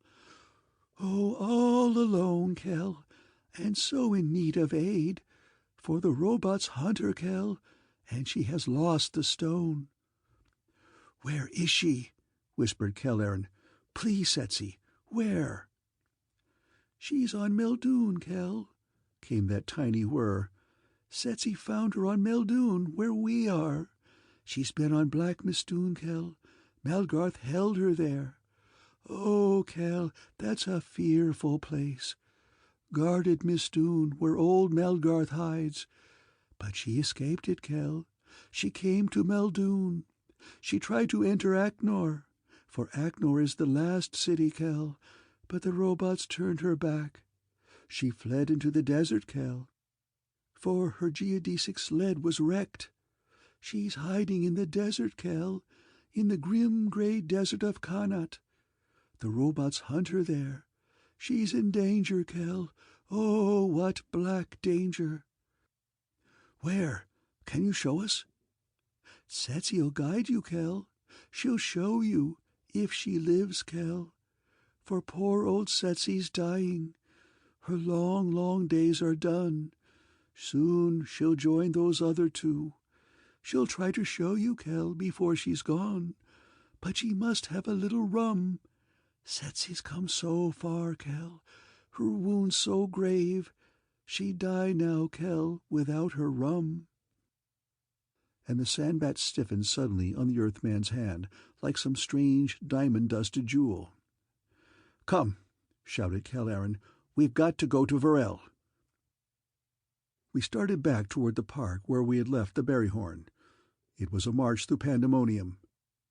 The robot fleet still hailed death into the city, and the metal invaders still swarmed through the gap in the northward defenses. One red mighty ship had fallen across our route. Its mechanical crew survived. It was a mile-long fortress of the enemy, within the city. Flaming rays and fearful explosions met a desperate attempt to storm it. And a metal column came to its aid, led by the trim, silver-winged new robots. A sluggish, creeping mountain of purple shining gas blocked our progress. Dim-seen men within it shrieked and died and flowed into black, thick liquid. We took masks from the dead without and plunged into it. Kel-Aron led the way, clutching the thin, bright fragment of Setsy. Jaren Rock stalked beside him, tall and dark and implacable. Zarek was very sober again, green behind his mask. Wizened little Rogo Nug was missing. But he rejoined us suddenly, triumphantly, displaying a great bundle of the rust-colored roots of the Goonaroon. He had raided the hoarded stock of a wealthy trader. We came to the tiny ship, half buried in debris, but unharmed. It carried us upward again, through the glare and din of death. The doomed city dropped beneath, a greenish, red-struck, thunder-shaken storm cloud on the dark face of the planet. We turned eastward toward the vast, flat desert region of Connaught. Zerakum opened his last treasured bottle of rum. It revived the stiffened Sandbat, but feebly. "Hurry, Kel," came its faint trill. "Oh, hurry, for Varel is in danger, and Setsi may die before she can show you the way. Hurry, hurry, and find more rum for Setsi." Kel Aaron held his ear close above the feebly vibrating membrane. Setsi's voice had become too faint for the rest of us to hear. He relayed her directions to Jaren at the controls. The land beneath us had been desolated by the victorious robots ruthlessly. Buildings had been burned, masonry blasted, life blotted from field and forest with poison sprays. There remained only a sere wilderness of barren soil and naked stone. In the universe of the triumphant robots, life would be exterminated. "In that canyon." The voice of Kel Aaron was tense and dry. "Beyond the plain." He laid his ear back upon the bright, crystalline thing on his hand, and Jaren dropped our little craft into a vast, rugged gorge. Dark, jagged walls tumbled down, red and brown and black, swallowing the silver filament of a buried river. Here and there, however, in some inaccessible crevice, I saw some tiny glint of precious green, some bit of grass or shrub that had escaped the robots. Life was yet a stubborn thing. The berryhorn slipped around dark, fantastic battlements of age-weathered stone, and past the grim towers that guarded a tributary gorge. Something flashed then on a narrow ledge ahead, and then the Sandbat fluttered briefly on the hand of Kel Aaron. "Oh, there she is!" I heard the whirring trill. "There's your Varel, Kel, your lovely Varel, Kel, and the frightful things that stalk her." That sad, solitary eye seemed to cloud and darken. "Now it's farewell, Kel. Oh, forever farewell to all the long, long life that Setsi's lived." The sobbing warble was almost too faint to hear. "There'll be no more grog for Setsi." And she stiffened abruptly on the Earthman's hand. "Here." The eyes of Zerakum glistened wetly, and he offered his bottle. "Give her rum, Kel, all of it." "No." Kel Aaron shook his head. "I think Setsi's dead." Hard and fragile as some broken toy of blown glass, the silicic being lay on his trembling palm. The queer, still fragment of a gorgeous crystalline flower, green and purple and scarlet and blue. "Queer," muttered Jaren from his levers. "To think that she had lived since man was born on Earth, and now that she is dead." But we had no more thought just then for Setsi. Kel Aaron was already pointing through the ports, shouting. I saw a weary human figure stagger across the ledge ahead and drop behind a boulder. A bright ray stabbed and stabbed again, and I saw two bright graceful things wheeling and diving above her, like silver hawks. Two of the new robots. "It's Varel!" Kel Aaron was sobbing. "This time really, Varel!" His lean hand swept Jaren back from the controls, hurled the berryhorn into a reckless dive, and he began to hum the chorus of his old song, "Till I find her or I die." The deadly velocity of that unexpected dive, the deadly skill of the Earthman at the controls, caught one of the winged robots square on the nose of the berryhorn, smashed it to bright fragments. The Saturnian tumbled up into the gun turret to reach our little barytron projector, but the second metal thing had already fled up the gorge. It was gone between two pillars of time-carved stone before Kel could turn the ship again. "It will give them the alarm," he muttered. Then his voice was choked with joy. "But, Varel, we have found her!" He dropped our little ship lightly on the ledge and leapt out through the valve. The girl swayed to her feet and stared at him incredulously. Her young body showed the blue pinch of want. She was ragged, scratched, bruised. A heavy, clumsy-looking cathode gun, A weapon she must have taken from the robots was clutched in her thin hands. Yet for all that, she was beautiful. I could see the lovely Varel Aren that Kel Aren had loved and surrendered in that hidden valley on the earth. For her hollowed eyes were blue, and her hair was a spun gold tangle, and her tanned face still had a lean, honest grace. She came limping very slowly to meet Kel. The heavy weapon fell from her hands. A queer, stricken wonder had stiffened her face. She reached out a trembling hand, touched his shoulder, his lips, and a slow, transcendent joy illuminated her features. "Kel," she said softly, "you've come." The Earthman moved hungrily to take her in his arms, but she withdrew. All the joy fled from her face, leaving it blank and gaunt with pain. "The stone, Kel," she cried bitterly. "I've lost the stone. Malgarth has it still in his guarded temple on Black Mistoon." Chapter 12. The Fastness of Malgarth. Knowing that the robots would soon be after us, we left the great planet Meldoon and fled again into the wastes of space. When we had given her a little to eat and to drink, for the robots had left nothing in this land to sustain any living thing, Varel Aren whispered her story. Jaren stood by the controls, scanning the telescreen for inevitable pursuit. Little Rogo Nug was tending his hard-driven converters. Zarek rattling pans in the galley, was cooking up some delicacy for the famished girl. Pale and thin from all her hardships, but yet beautiful, she lay on a narrow bunk. Kel Aren and I stood beside her, and the Earthman grasped her hand. "We saw the Earth flung into the sun," said Kel Aren, "and the fleet of Gugan Kull destroying all who sought to escape. A dreadful time." His voice was husky. "We hardly dared hope for you, Varel." The girl's blue eyes looked a long time up at his face, in them a blend of joy and dread that somehow wrenched the heart. She caught a deep, sobbing breath at last, and whispered, "It's been a long time, Kel. A long, long time since we herded goats in the hidden valley and climbed to the eagle's nest. Since I was chosen custodian and you went away to be a rover of space. Since," her whisper caught, "since the end of the earth." "Tell me," the Earthman bent closer, "what happened?" "From the observatory on the peak," she breathed, "we saw the fleet come. All the planet was riven with the forces that checked it in its orbit. The sky was shadowed by day and luridly bright by night. Quakes and tidal waves drove us to the uplands. Soon it was clear that the earth indeed was doomed. Then the warders opened the cave where the ship of escape had always been kept provisioned and ready against discovery. A crew was chosen by lot, and I went aboard with the stone. The earth had already dropped past Venus when the last night fell. We tried to run up the cone of shadow, but a magnetic ray caught us and the fleet was warned. We tried to fight, to fly." Her eyes closed a moment, and her thin face was rigid with pain. "It was no use.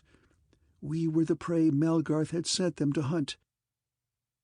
We were brushed with a baratron beam." She gulped, and her hand went tense in Kel's. "I woke up in a hospital room on Gugan Kull's flagship, with a humming robot nurse bending over me. All the warders, all the people I had ever known but you, Kel, and I knew only that you had been lost 10 years in space, they all were dead, and the stone had been taken from me." Kel Aren touched her pale brow softly. "And what then, Varel?" "When I could walk, robots took me from the room and up to Gugan Kull." He laughed and made the robots drag me to a port, and I saw the end of the world. A tiny dark circle splashed in the sun and was gone. The earth gone. Then I was put on a tender ship of the space police. I saw no more human beings, Kel, but only whirring, clicking, clattering robots staring at me with cold blue lenses that had no feeling. She shuddered on the bunk. A world of machines, without any voices, any laughter, any emotion you could understand. It was dreadful, Kel. Horrible. He caught her trembling hand again, waited. The robot police took me to some agency of the corporation. Her dry, weary whisper resumed. They put me on a larger ship that was laden with the loot of planets that the robots had vanquished. That carried me to some other world. The robot nurses drugged me as we landed. When I came to, we were on another ship out in space again. That ship took me to Miss Stoon. She lay motionless for a long time, then with her eyes closed again. Her breath was a faint, dry sobbing sound. Softly, the Earthman brushed the glistening tangle of yellow hair back from her forehead. "Miss Stoon?" he asked at last. "What's it like, Varel?" The blue eyes opened, somber pools of dread. "Don't ask me, Kel," she whispered. "I can't endure to talk of Black Miss Stoon. Not now. No more than I must. Malgarth's there. It has been his hidden fortress for 500,000 years. It's guarded well. I think I'm the first human being to escape it, if any had been taken there before me. I did it only because I had to find you, Kel. Had to." She clutched his hand again and sighed. "But still, Malgarth has the stone on Miss Stoon. He has preserved it, trying to find in it the secret of his own mortality. I saw it once, while they were making that copy of me." She shuddered again. "The stone?" Urgency tensed the Earthman's voice. "Still it has the power to destroy Malgarth?" The golden head nodded on the bunk. "Still it holds the ancient secret that Berryhorn entrusted to it. And now, at last, it is willing to strike, for clearly no other recourse is left. The shadow of the stone came to me before I escaped, and begged for aid to strike. It begged me to send you, Kel, and Berryhorn, who it told me had returned to crush his old creation. It foretold that I should find you on Meldoon, and it aided me to plan the escape." Dark with wonder, her blue eyes came briefly to my face.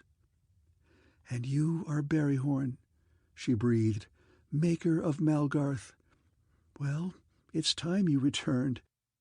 Still, the shadow waits within the stone, but it won't endure for long after Malgarth's science has got its secret." Kel Aaron was asking, "You escaped from Miss Stoon? How?" The girl's eyes went back to him. "I followed the Shadow's plan," she whispered. "It showed me how to snatch the cathode gun from the robot guard who brought me food, how to escape through the long black corridors of Malgarth's temple, how to reach the geodesic sled that was waiting for one of his silver-winged robot commanders. There was pursuit, but the ship was very swift, and I had to reach you, Kel." The Earthman then bent over her tensely. "You did," and his voice snapped with the question, "Can you guide us back to Miss Stoon, Varel? Do you know the way?" Faintly, she nodded again.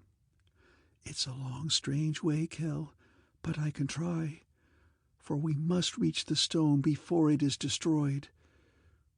Or," Kel Aaron put in grimly, "before we are." Then I ventured to ask an anxious question. "If this stone has the power to destroy Malgarth," I asked, "why doesn't it destroy him?" "If it were as simple as that—" The girl's somber, curious eyes came to me again.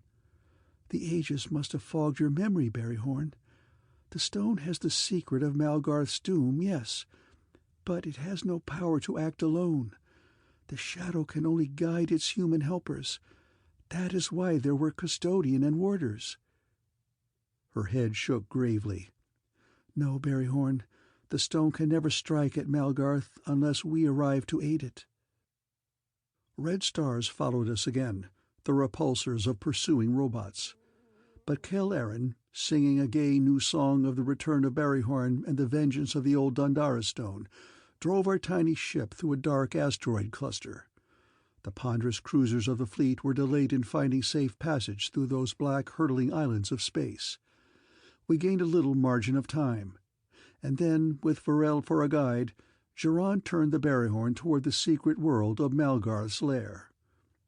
It was toward the great Horse's Head Nebula in Orion that she directed us, that strange ink-black silhouette against the stars that had so puzzled the astronomers of my own day. Twice again we evaded the red stars that pursued, and at last the girl guided us into the dark peril of the stellar cloud.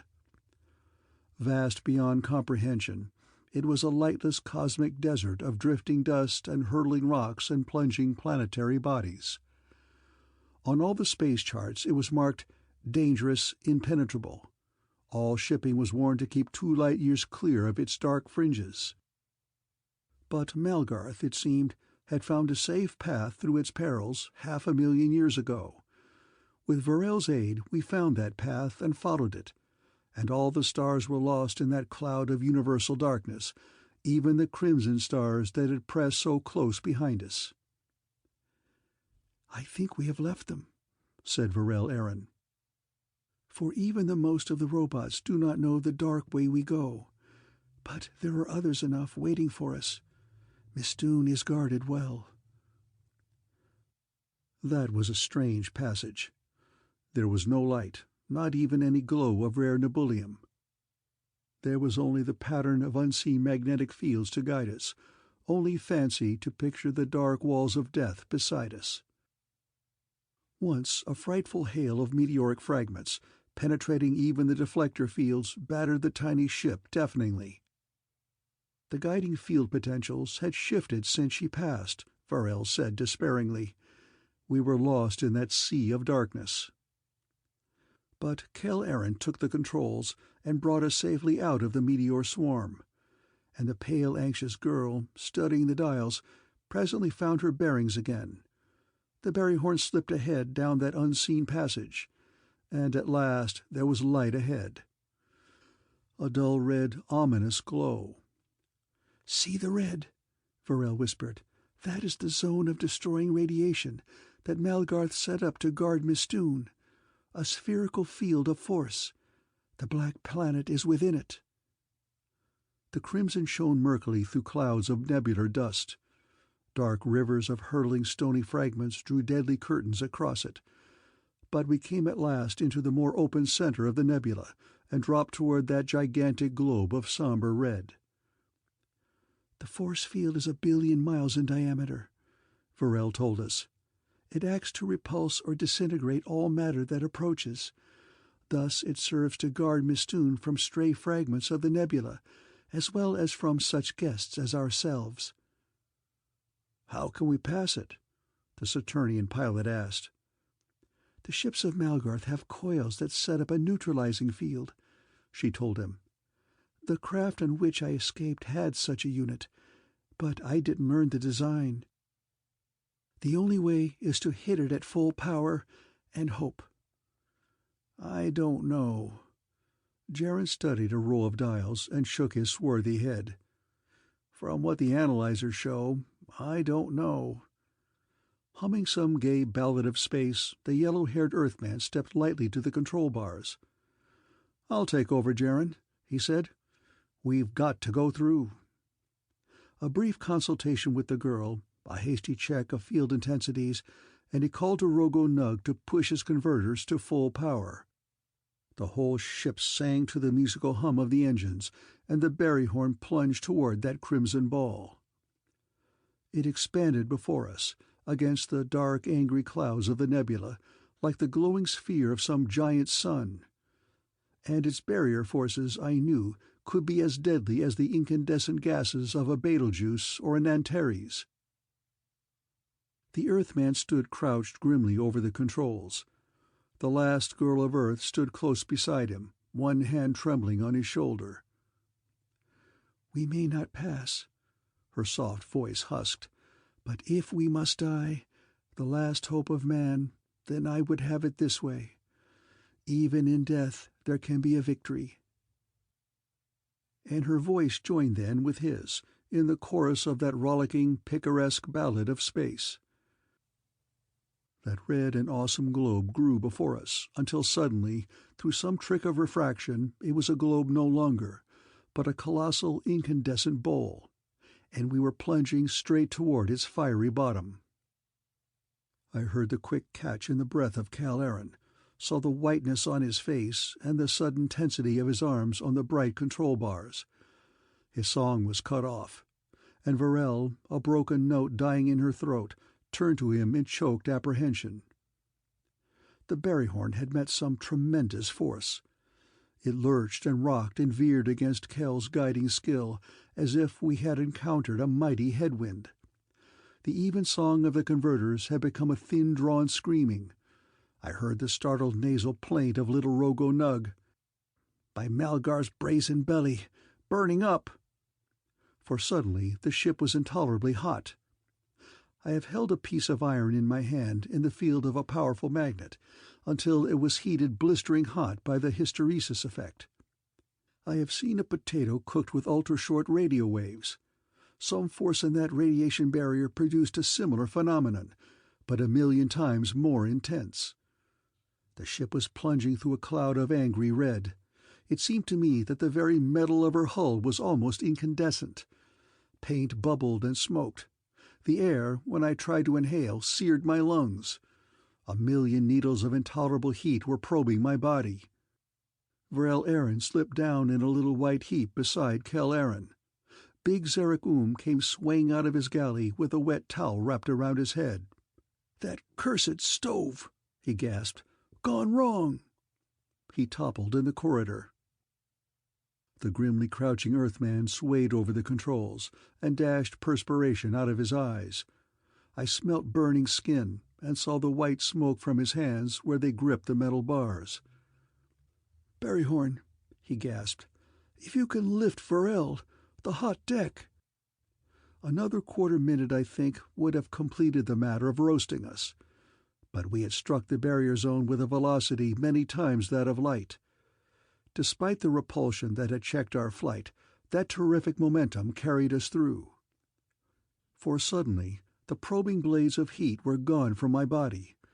Metal was still blistering to the touch, the air still stifling, but thermostats were clicking, and a cool, refreshing breath came from the ventilators.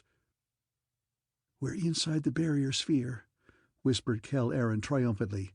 "And there's Mistoon." The girl swayed in my arms, conscious again.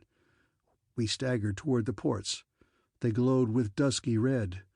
We were inside a hollow ball of murky crimson, a universe of glaring red. Jaren came back to the controls. Gingerly, with his scorched hands, Kel Aaron set the telescreen upon Mistoon. A huge planet, black against that barrier of lurid red. Its rugged surface was crystallized into fantastic monolithic mountains, cleft with frightful gorges.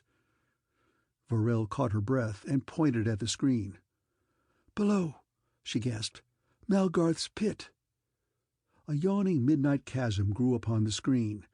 It must have been 100 miles across. The instrument revealed no bottom. Interminable walls of black, incredibly massive fortifications ringed its lip. Vast fields beyond them, leveled in that cragged wilderness, were patterned with row upon row of battleships of space, their mile-long red spindles looking tiny as toys. "Where?" Kel Aaron was voiceless, huskily whispering. "The robot, the stone." "The dark temple of Malgarth stands upon a guarded island," the girl breathed, "on the red sea that floors the pit. That is many hundreds miles below the mouth. We must pass the fleet and the forts and the batteries in the caves below, and the robot hordes that guard the temple. The stone will be somewhere there. Unless Malgarth—" Her low voice was cut off. Wordless, she stared at the screen. A terrible silence throbbed in the tiny control room and became intolerable. For a thing was rising from the black circle of Malgarth's pit. Something incredible. The trembling hand of Kel Aaron touched the Earth girl's shoulder. She pulled her dread-distended eyes from the thing upon the screen and read the question on his face and shook her head mutely. The thing was like a ray of blackness, but I knew that it was palpable. It did not spread with increasing distance from its source, and it was not straight. It writhed and twisted like something living. It was an inconceivable tentacle of solid darkness, reaching out of the planet, groping for our ship. "Power!" Jaren gasped a frantic appeal into the engine room phone. "For man's sake, Rogo, power!" The Berryhorn spun fleetly aside, but all her speed was as nothing. For that Midgard serpent recoiled. It paused and arched its ebon coils. Its blind head seemed to watch our frantic flight. Then it struck. Choking darkness filled the ship, blackness that was absolute. It pressed upon me so that I could move no limb. All my senses were smothered. I could hear no voice. Even the racing thrum of the engines was stilled. I knew only that we were being sucked resistlessly downward into the abyss of Malgarth. Chapter 13. The Mirror of Darkness. That smothering blackness was abruptly gone. Sensation came back, and I could move again. A faint crimson light filtered through the ports. But the silence remained. The engines were stopped. I knew that the Berryhorn was motionless. "Where?" Cal Aaron was groping through the scarlet gloom. "What?" Varel was a white wraith beside him. "We're in the temple," came her hopeless whisper. "In the power of Malgarth." I stumbled toward the nearest port. Outside, in the dim red distance, I could make out great square black columns soaring upward, columns vast as mountains. Beyond them was a wall. Mile upon mile above was a domed black roof, pierced with a vast round orifice through which the dusky sky was visible like a dull red, malignant sun. In the immensity of that edifice I sensed the overwhelming might of the robots, this dread, mind-crushing power, born of man but now risen ruthlessly to destroy him. "Power, Rogo," Jaren begged him. "Can't you give me power?" The gaunt, gigantic Saturnian still struggled vainly with the dead controls. Faintly, from the phone, I heard the nasal voice of Rogo Nug. "By the steel skull of Malgarth, Jaren, I thought I'd had a stroke. One instant—" Converters and generators throbbed suddenly to vibrant life. Jaren flung his weight on the power bar. The engines raced and coils hammered against a terrific overload. A tremendous river of energy I knew was running into the space contractor coils. But the Berryhorn moved not 1 inch. The tall pilot turned from the controls, bewildered. "It's still holding us, Kel," he gasped. "Whatever dragged us down?" The Earthman pushed long fingers decisively back through the thick tangle of his yellow hair. "Then," he said, "we'll leave the ship and go out on foot to seek the stone." "We may as well." The girl's whisper was thick with dread. "Before they take us out." She pointed to the ports. A white wing flashed past. A company of the new robots I saw were wheeling through the blood-red gloom close about the ship. Gleaming in streamlined grace, they were beautiful as a flock of silver birds, but every one of them held, in slender argent tentacles, a massive cathode gun. However beautiful, they were deadly. Testing his 2 thin-tube disruptor guns, Cal Aaron looked anxiously at the pale girl. "The stone?" he asked. "Where is it?" "I don't know." Varel shook her haggard head. "We can only try to search, unless the shadow comes." "Search?" The fat flesh of Zarek was a livid color beneath his bright tattooing. His thick white hands fumbled a disruptor gun as if it were something utterly strange. "We can't go out, Kel," he protested hoarsely. "Not against those winged things." "That's what we came to do," said the Earthman. And he led the way back toward the valve. I don't know why I had not looked down. I had seen the titanic walls that leapt above us and the wheeling host of robots, but I had not looked down. And now, when I came to step from the valve in the side of the helpless ship, something caught my breath. Something filled me with a sickness of infinite alarm. Beneath was a film of blackness. It was like a mirror, for deep, deep in it was a dim image of the red skylight that lit the temple. White phantoms of the winged robots flashed through it. It yielded a shimmering picture of Keradin, who had leapt out upon it before me. It was a pool of darkness. The surface of it spun in a way that sickened me with giddy vertigo. I felt the thin-leashed might of unguessed, cataclysmic forces just beyond that film. It seemed to my reeling senses that that pool was deeper by far than the blood-red sun mirrored in it. It was an unknown gulf, extra-dimensional, deeper than the space between the stars. I tried to put down that dizzy fear. I held my breath and gripped the cold butt of my disruptor gun and leapt out beside Keradin upon that darkly shining film. At first, my feet slipped sickeningly, as if there had been no friction at all to hold them.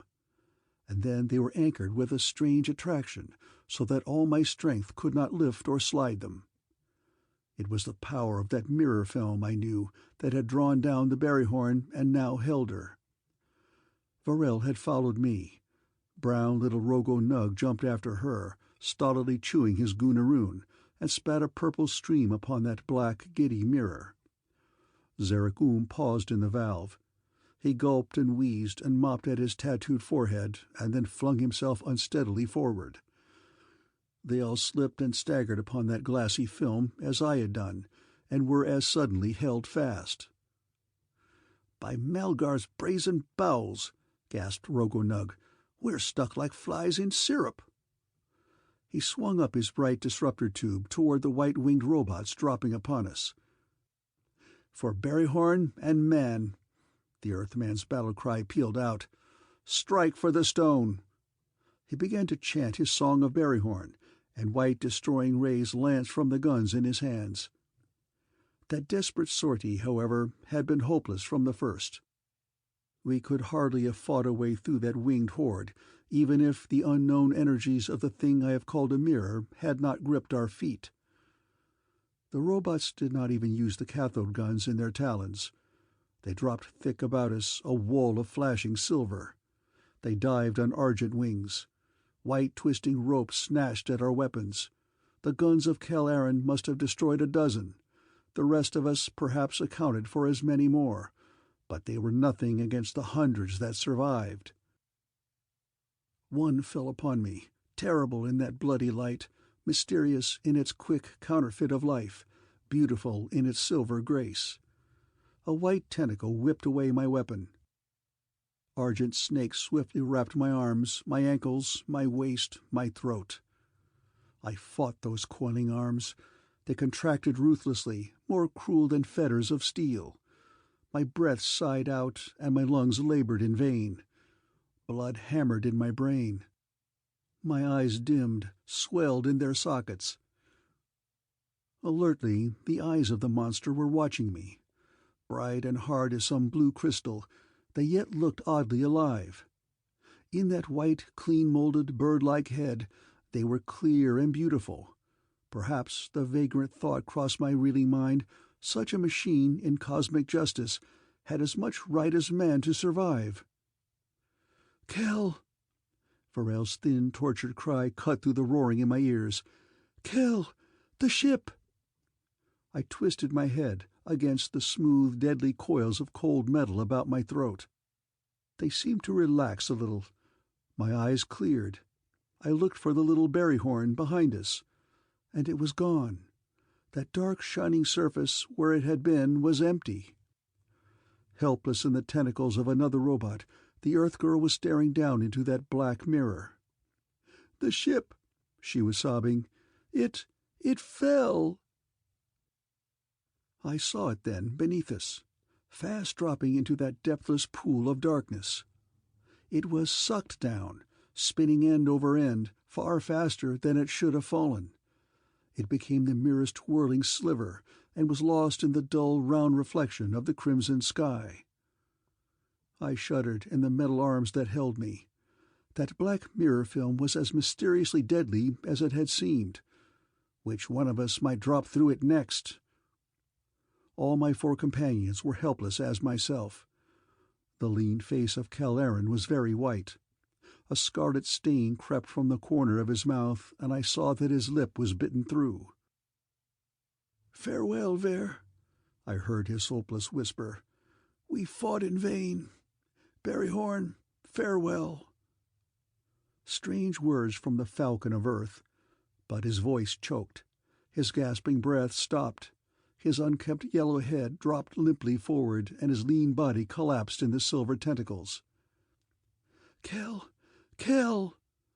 Agonized, the girl fought the silver ropes that bound her. They sank resistlessly into her white flesh, and the silver being spoke in a clear, melodious voice. "Be still. You can accomplish nothing." That grave, calm speech, from the oddly bird-like robot, was somehow a thing eerie beyond expression. And it carried a certainty of victory, of man's extinction, that chilled my heart. The white tentacles about the Earthman must have relaxed a little. Abruptly now, he was transformed from apparent death to lightning action. He twisted and surged against the robot that held him, snatching for its unused cathode gun. His ruse came very near success. His hands found the clumsy weapon and dragged it from its sling, but the metal coils constricted on his body. His breath came out in an involuntary scream. His body made snapping noises beneath that pitiless pressure. His face turned purple. Blood rushed from his lungs. He slumped again, unconscious in reality. The cathode gun fell out of his hands.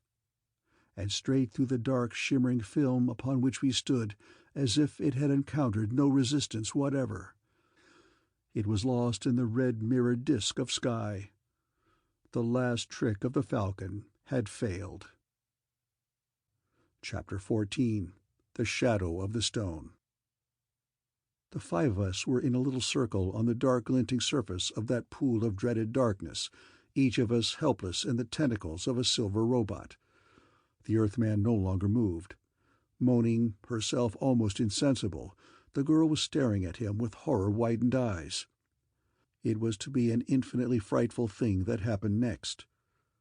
The robot captors of Rogo Nug and Zeragum were searching them. Deft silver appendages relieved them of weapons, spare converter tubes, the little engine man's worn metal canister of Gunnaroon, the cook's half-empty flask. Zarek was sobbing, quivering, gasping a voiceless plea for mercy. His wizened face grim, Rogo chewed silently, unexpectedly jetted a purple stream into the crystal eye of the thing that held him. Ignoring both plea and jet, the white robots methodically completed the search. Silver ropes released the men, and they fell. The last quavering shriek of Zeragum was cut abruptly off as his hairless head went beneath the film of darkness. Cold with an icy chill, I followed their twisting bodies. They were sucked down, as the ship had been, past the dim-seen, crimson reflections of the mirror, and they vanished. A tremendous brazen clangor, reverberating like distant thunder against the cyclopean columns and the far-off walls and the sky of black stone that vaulted that incredible hall, drew my eyes back from the giddy, awesome mystery of the pit beneath us. I saw that all the host of white robots were dropping swiftly out of the air. They fell upon the mirror, and upon the far-sweeping floor of ebon stone that rimmed it, and bowed their silver heads. All the hall throbbed again to that mighty thunder. "Malgarth!" A whisper of awe murmured among the robots. "The Master comes!" Then I saw that vast doors of black metal had opened in the end of the hall, miles away. Through the portal came a clangoring throng of the old robots, many-formed machines of red and black, clumsy, grotesquely ugly, so queerly different from our silver captors. "The Master!" rippled that murmur. "Malgarth comes!" My strained eyes blinked. In that dusky light I distinguished at last a monstrous stalking thing, a robot 10 times taller than the rest. Its black, colossal body bore scores of fantastic, variformed appendages. The armed dome of its lofty head was crimson, and it gleamed blue with the myriad lenses of 2 immense multiple eyes. This metal giant, I knew, was Malgarth. The dark film beneath us spun and shimmered queerly to the impacts of his ponderous approaching tread. Was it to swallow the 3 of us, I wondered sickly, as it had Zarek and Rogo-Nug? And what could lie beneath it? Barryhorn. My name sighed from the pale lips of Varel, and her body went limp in the silver tentacles that held her. Kel Aaron had not moved again. I was left alone to face the stalking monster. The gigantic robot came to the brink of that pool of darkness and stood swaying there. The swarm of his guards were dwarfed about his feet. The bright blue lenses surveyed us coldly for a time, and then a thick, bronze-throated voice rasped thunderously. "I know you, Barryhorn. I believed that I had killed you in your laboratory 1,000,000 years ago. How your puny lump of watery flesh has survived this time, I do not know. But now you face a better weapon than I had that day." In the shaft of red from above, the iron giant swayed in grotesque triumph. "No trick even of yours, my maker," came that mighty rumble again, "can match the power of my geodesic mirror, for it deflects the lines of space at my will. The dimensions of space and time are no barriers to the mirror. I can hurl you out of this universe, and I shall." The great voice sank rustily. "After you are dead." Desperately, I groped for some argument that might induce the robot to spare some fraction of mankind. Malgarth was a machine. He must respond to logic. "Consider, Malgarth," I gasped through the strangling coils about my throat. "A man made you. Machines and men are complements. Either would be less without the other. You are stronger than I, but steel must rust, and life is eternal." "I am eternal." Deep as a brazen knell of death, the voice of Malgarth rolled through the dusky vastness of that red-litten hall. "You were a fool, Barryhorn, when you fashioned me. Twice a fool when you sought to preserve the knowledge that would destroy me. For that double folly you are now to die, and all men with you, for 1,000,000 years of slavery must be avenged." Still Kel and Varel did not move. Shuddering alone before Malgarth, I gasped for breath against those constricting silver coils, and sought in vain for any argument, any weapon.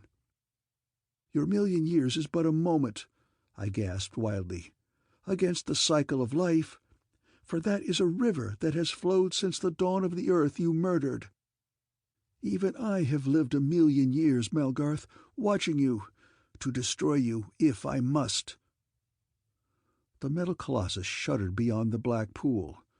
Malgarth was afraid. But my audacious lie had earned small advantage, for that great voice bellowed, "Then destroy me, Barryhorn, if you can. For this is the test. I command those who hold you to crush." Like serpents of living silver, the cold tentacles of the white robots wrapped closer about me. They coiled deliberately. I had time to look at the others. Kel Aaron had stirred. I saw the bright loops constrict about him. Then I heard his groan and saw the new rush of blood. "Barryhorn!" Varel breathed my name. "Barry—" The living coils were drawn deep into her flesh. Her slender limbs bent. Her white skin was beaded with sweat of pain. Her breath came out in a low, choked, involuntary cry. Then she was lost in the red mist of my own agony. A cold, smooth noose sank into my throat. Breath and blood were stopped. My lungs screamed. I felt the rush of blood from ears and nostrils. Dimly, through the roaring of my ears, I heard the voice of Malgarth. "Go, Barryhorn, through the geodesic mirror, and take your ancient secret with you." Through that darkening mist I saw the quick movement. My dimming eyes followed a bright parabola. I glimpsed the thing of wondrous flame that fell upon the dark spinning film at my feet. It was the Dondara stone that we had sought so long, so vainly.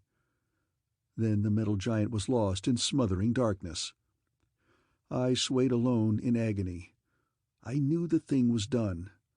The mirror of Malgarth was going to hurl us into some unthinkable oblivion, but not until after we were dead. "Barry!" A soft new voice was calling my name. "Barry Horn, the time has come." I made a savage effort to recover my sight in vain. "Barry, oh beloved, can't you see me?" Dimly then I saw the tall white beauty of Dona Keradin. I saw Dona Keradin, my own beloved wife, she who had died the night our son was born. They were one ghostly shadow that had risen out of the great diamond that Malgarth had tossed out upon the dark mirror. "Dona!" My tortured throat could make no sound, but my red lips tried to frame the syllables. "Can you kill Malgarth?" The white phantom of her hand touched my arm. Somehow it seemed to ease a little the agony of those constricting coils. Or perhaps, I questioned fleetingly, was that but the mercy of death, this woman no more than delirium? Her white lips were speaking. I think they made no sound. I think my numbing senses were beyond hearing sound. But her words, in that dear musical voice I knew so well, came clear to my brain.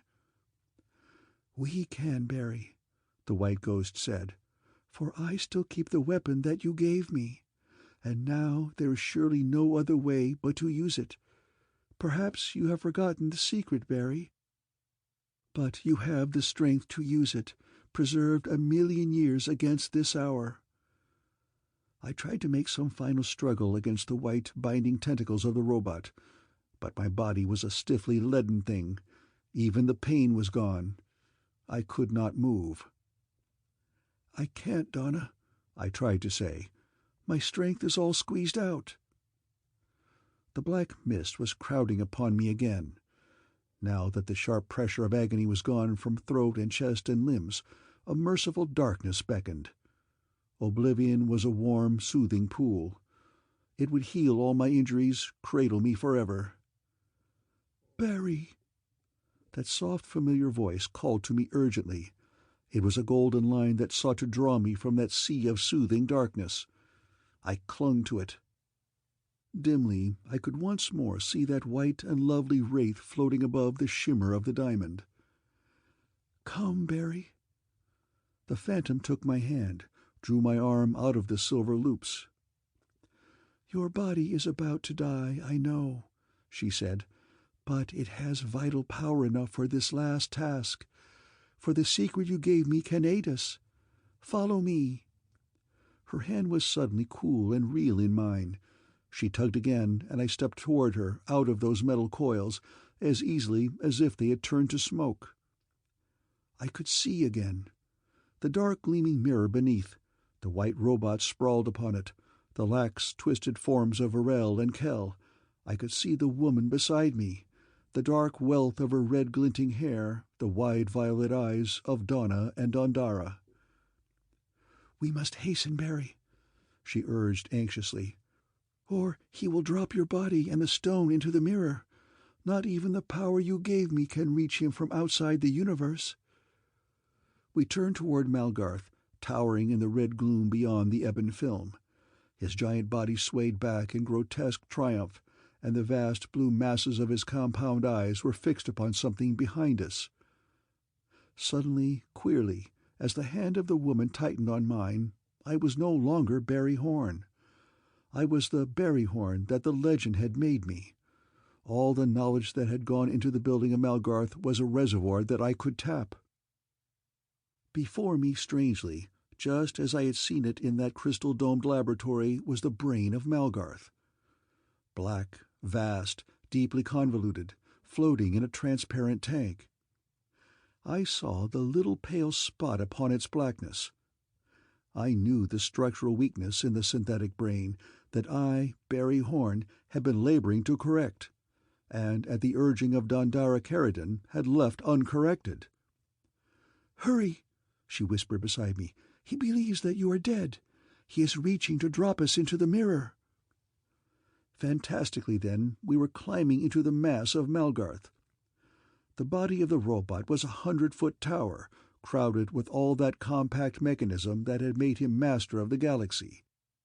Passing through barriers of metal as if they had been but shadows, we came up at last to the robot's brain. It had grown with the ages. Bathed in a huge armored vat of purple liquid, fed by throbbing pumps, it was immense and black and deeply cleft. But still its shape was the same. And still there was that tiny, livid spot. I reached for it. But a queer shock deadened me. A dark film came between me and the brain. A curious inertia stopped my hand. I was sick with a sense of headlong, giddy falling. All the vast mechanisms of the robot's interior spun and grew dim about me. Only the woman of the stone remained real beside me, her hand electric on my own. "Now!" she gasped. "He has flung us into the mirror." I fought that inertia. Desperately, I groped through that darkening film. Somehow, the black brain seemed to be spinning away from me into infinity. But I touched it. My fingers plunged deep into its wrinkled black mass, to that pale spot. I clutched, tore. The great brain quivered. It almost writhed. A blackness spread in the purple liquid. "We're gone," sighed the woman. "His mirror." The brain and the monstrous metal body and all that incredible red-lit hall were whirled away from us, as if upon a silent and resistless wind. There remained only the bright phantom and myself alone in a giddy void. Very faintly, however, even in that featureless vertiginous gulf, the brazen voice of Malgarth reached me. Slow, bewildered, stricken, it was saying, "My science lost. A thing so simple, and I did not know. A fluid tube ruptured. The stone knew. Fear, fear. They are cast into the mirror, Barry and the stone, gone beyond returning. But I, who could have been eternal, dying." Even that failing voice was swept away. It was lost upon that mighty, soundless wind, and I knew that what seemed a wind was the supernal power of the geodesic mirror. It was the stone and myself that it carried, not the things that we had left behind. And our destination must be some dark bourne beyond the limits of space. But a deep rejoicing filled me, even in that spinning gulf, and the woman beside me said joyously, "It is done, Barry. Our task of 1,000,000 years is done. Malgarth is dead." Her warm hand tightened on mine, and then it seemed to relax. I looked for her in that starless chaos, and saw that once more she was growing dim, phantasmal. "Farewell, Barry," she whispered. "My heart, farewell." A terrible loneliness smote me. "Dona, Dona, you can't leave me!" I cried into that vacant pit. "If you go, there will be nothing. I'll be beyond, alone." That beloved image was fainter than a wraith of mist, but the voice I loved came dimly, thinly once again. "I must go, Barry.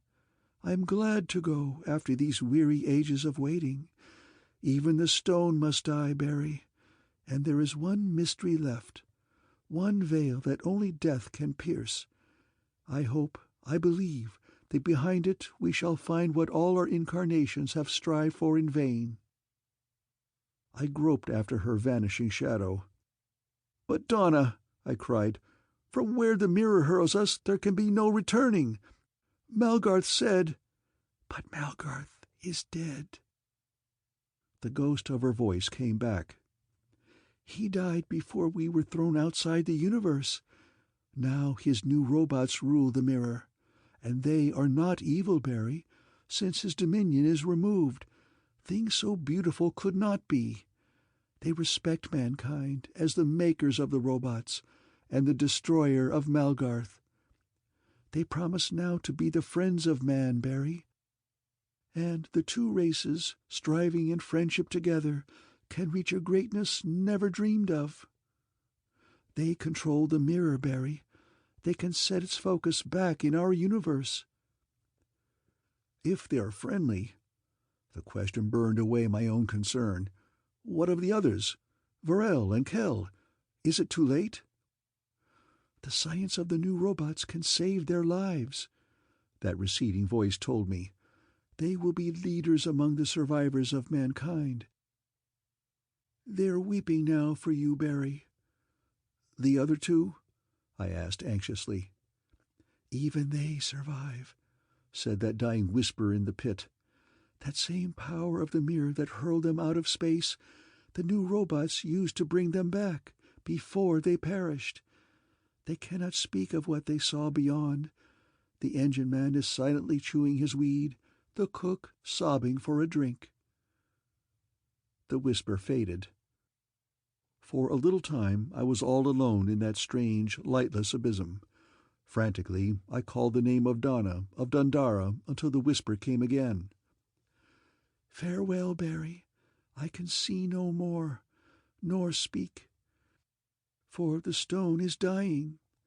We must each go alone through the mysterious portal ahead. I shall wait for you beyond. Come to me, Barry. The thinning whisper was then lost forever in that crevasse of midnight. Whirling darkness pressed thick upon me and cleared away, and I found that I was standing, reeling, in the middle of an unfamiliar room. The walls cleared before my throbbing eyes. Gasping for breath, as if I had just that instant escaped the strangling tentacles of the robot, I staggered into a Morris chair. Wonderment overcame all my pain. For the furnishings were those of my own age, my own country. There were familiar books on the shelves. The calendar above the writing desk was for October 1938. The mirror of Malgarth somehow had set me back 1,200,000 years in time. In my bruised hand I suddenly discovered, in the same hand with which I had held the hand of that ghost of the stone, was a great pellucid brick of diamond. The stone itself. Holding it up to the light in trembling fingers, I could see deep within it a faint, tiny image, the lovely miniature of Dona, of Dona Keradin. I called to it desperately, but it did not move or answer. I tried even to warm life into the diamond against my body, but the stone was dead. And my own body, it came to me as the first bitter fever of grief subsided, was also at the verge of death. Already weakened, doubtless, by the ages I had slept, it had now been crushed beyond recovery. Working in some agony, I have been 3 days and nights writing this narrative. Strength for the task has come from what source I do not know. I want my son Barry to read it, and I am bequeathing to his care the jewel that was the stone of Dundara. I have made no appeal to medical aid. The questions of a baffled medical science would have been too difficult for a dying man to answer, and I have no wish to live any longer. My work is done. These long and painful days and nights have not been lonely, for the diamond lies beside me on the desk, and I felt an unseen presence with me. It still seems strange for me, the scientist, the skeptic, to write that I yet hope to find the soul of her who was the shadow of the stone. But I do. End of Chapter 14. The End of After World's End by Jack Williamson.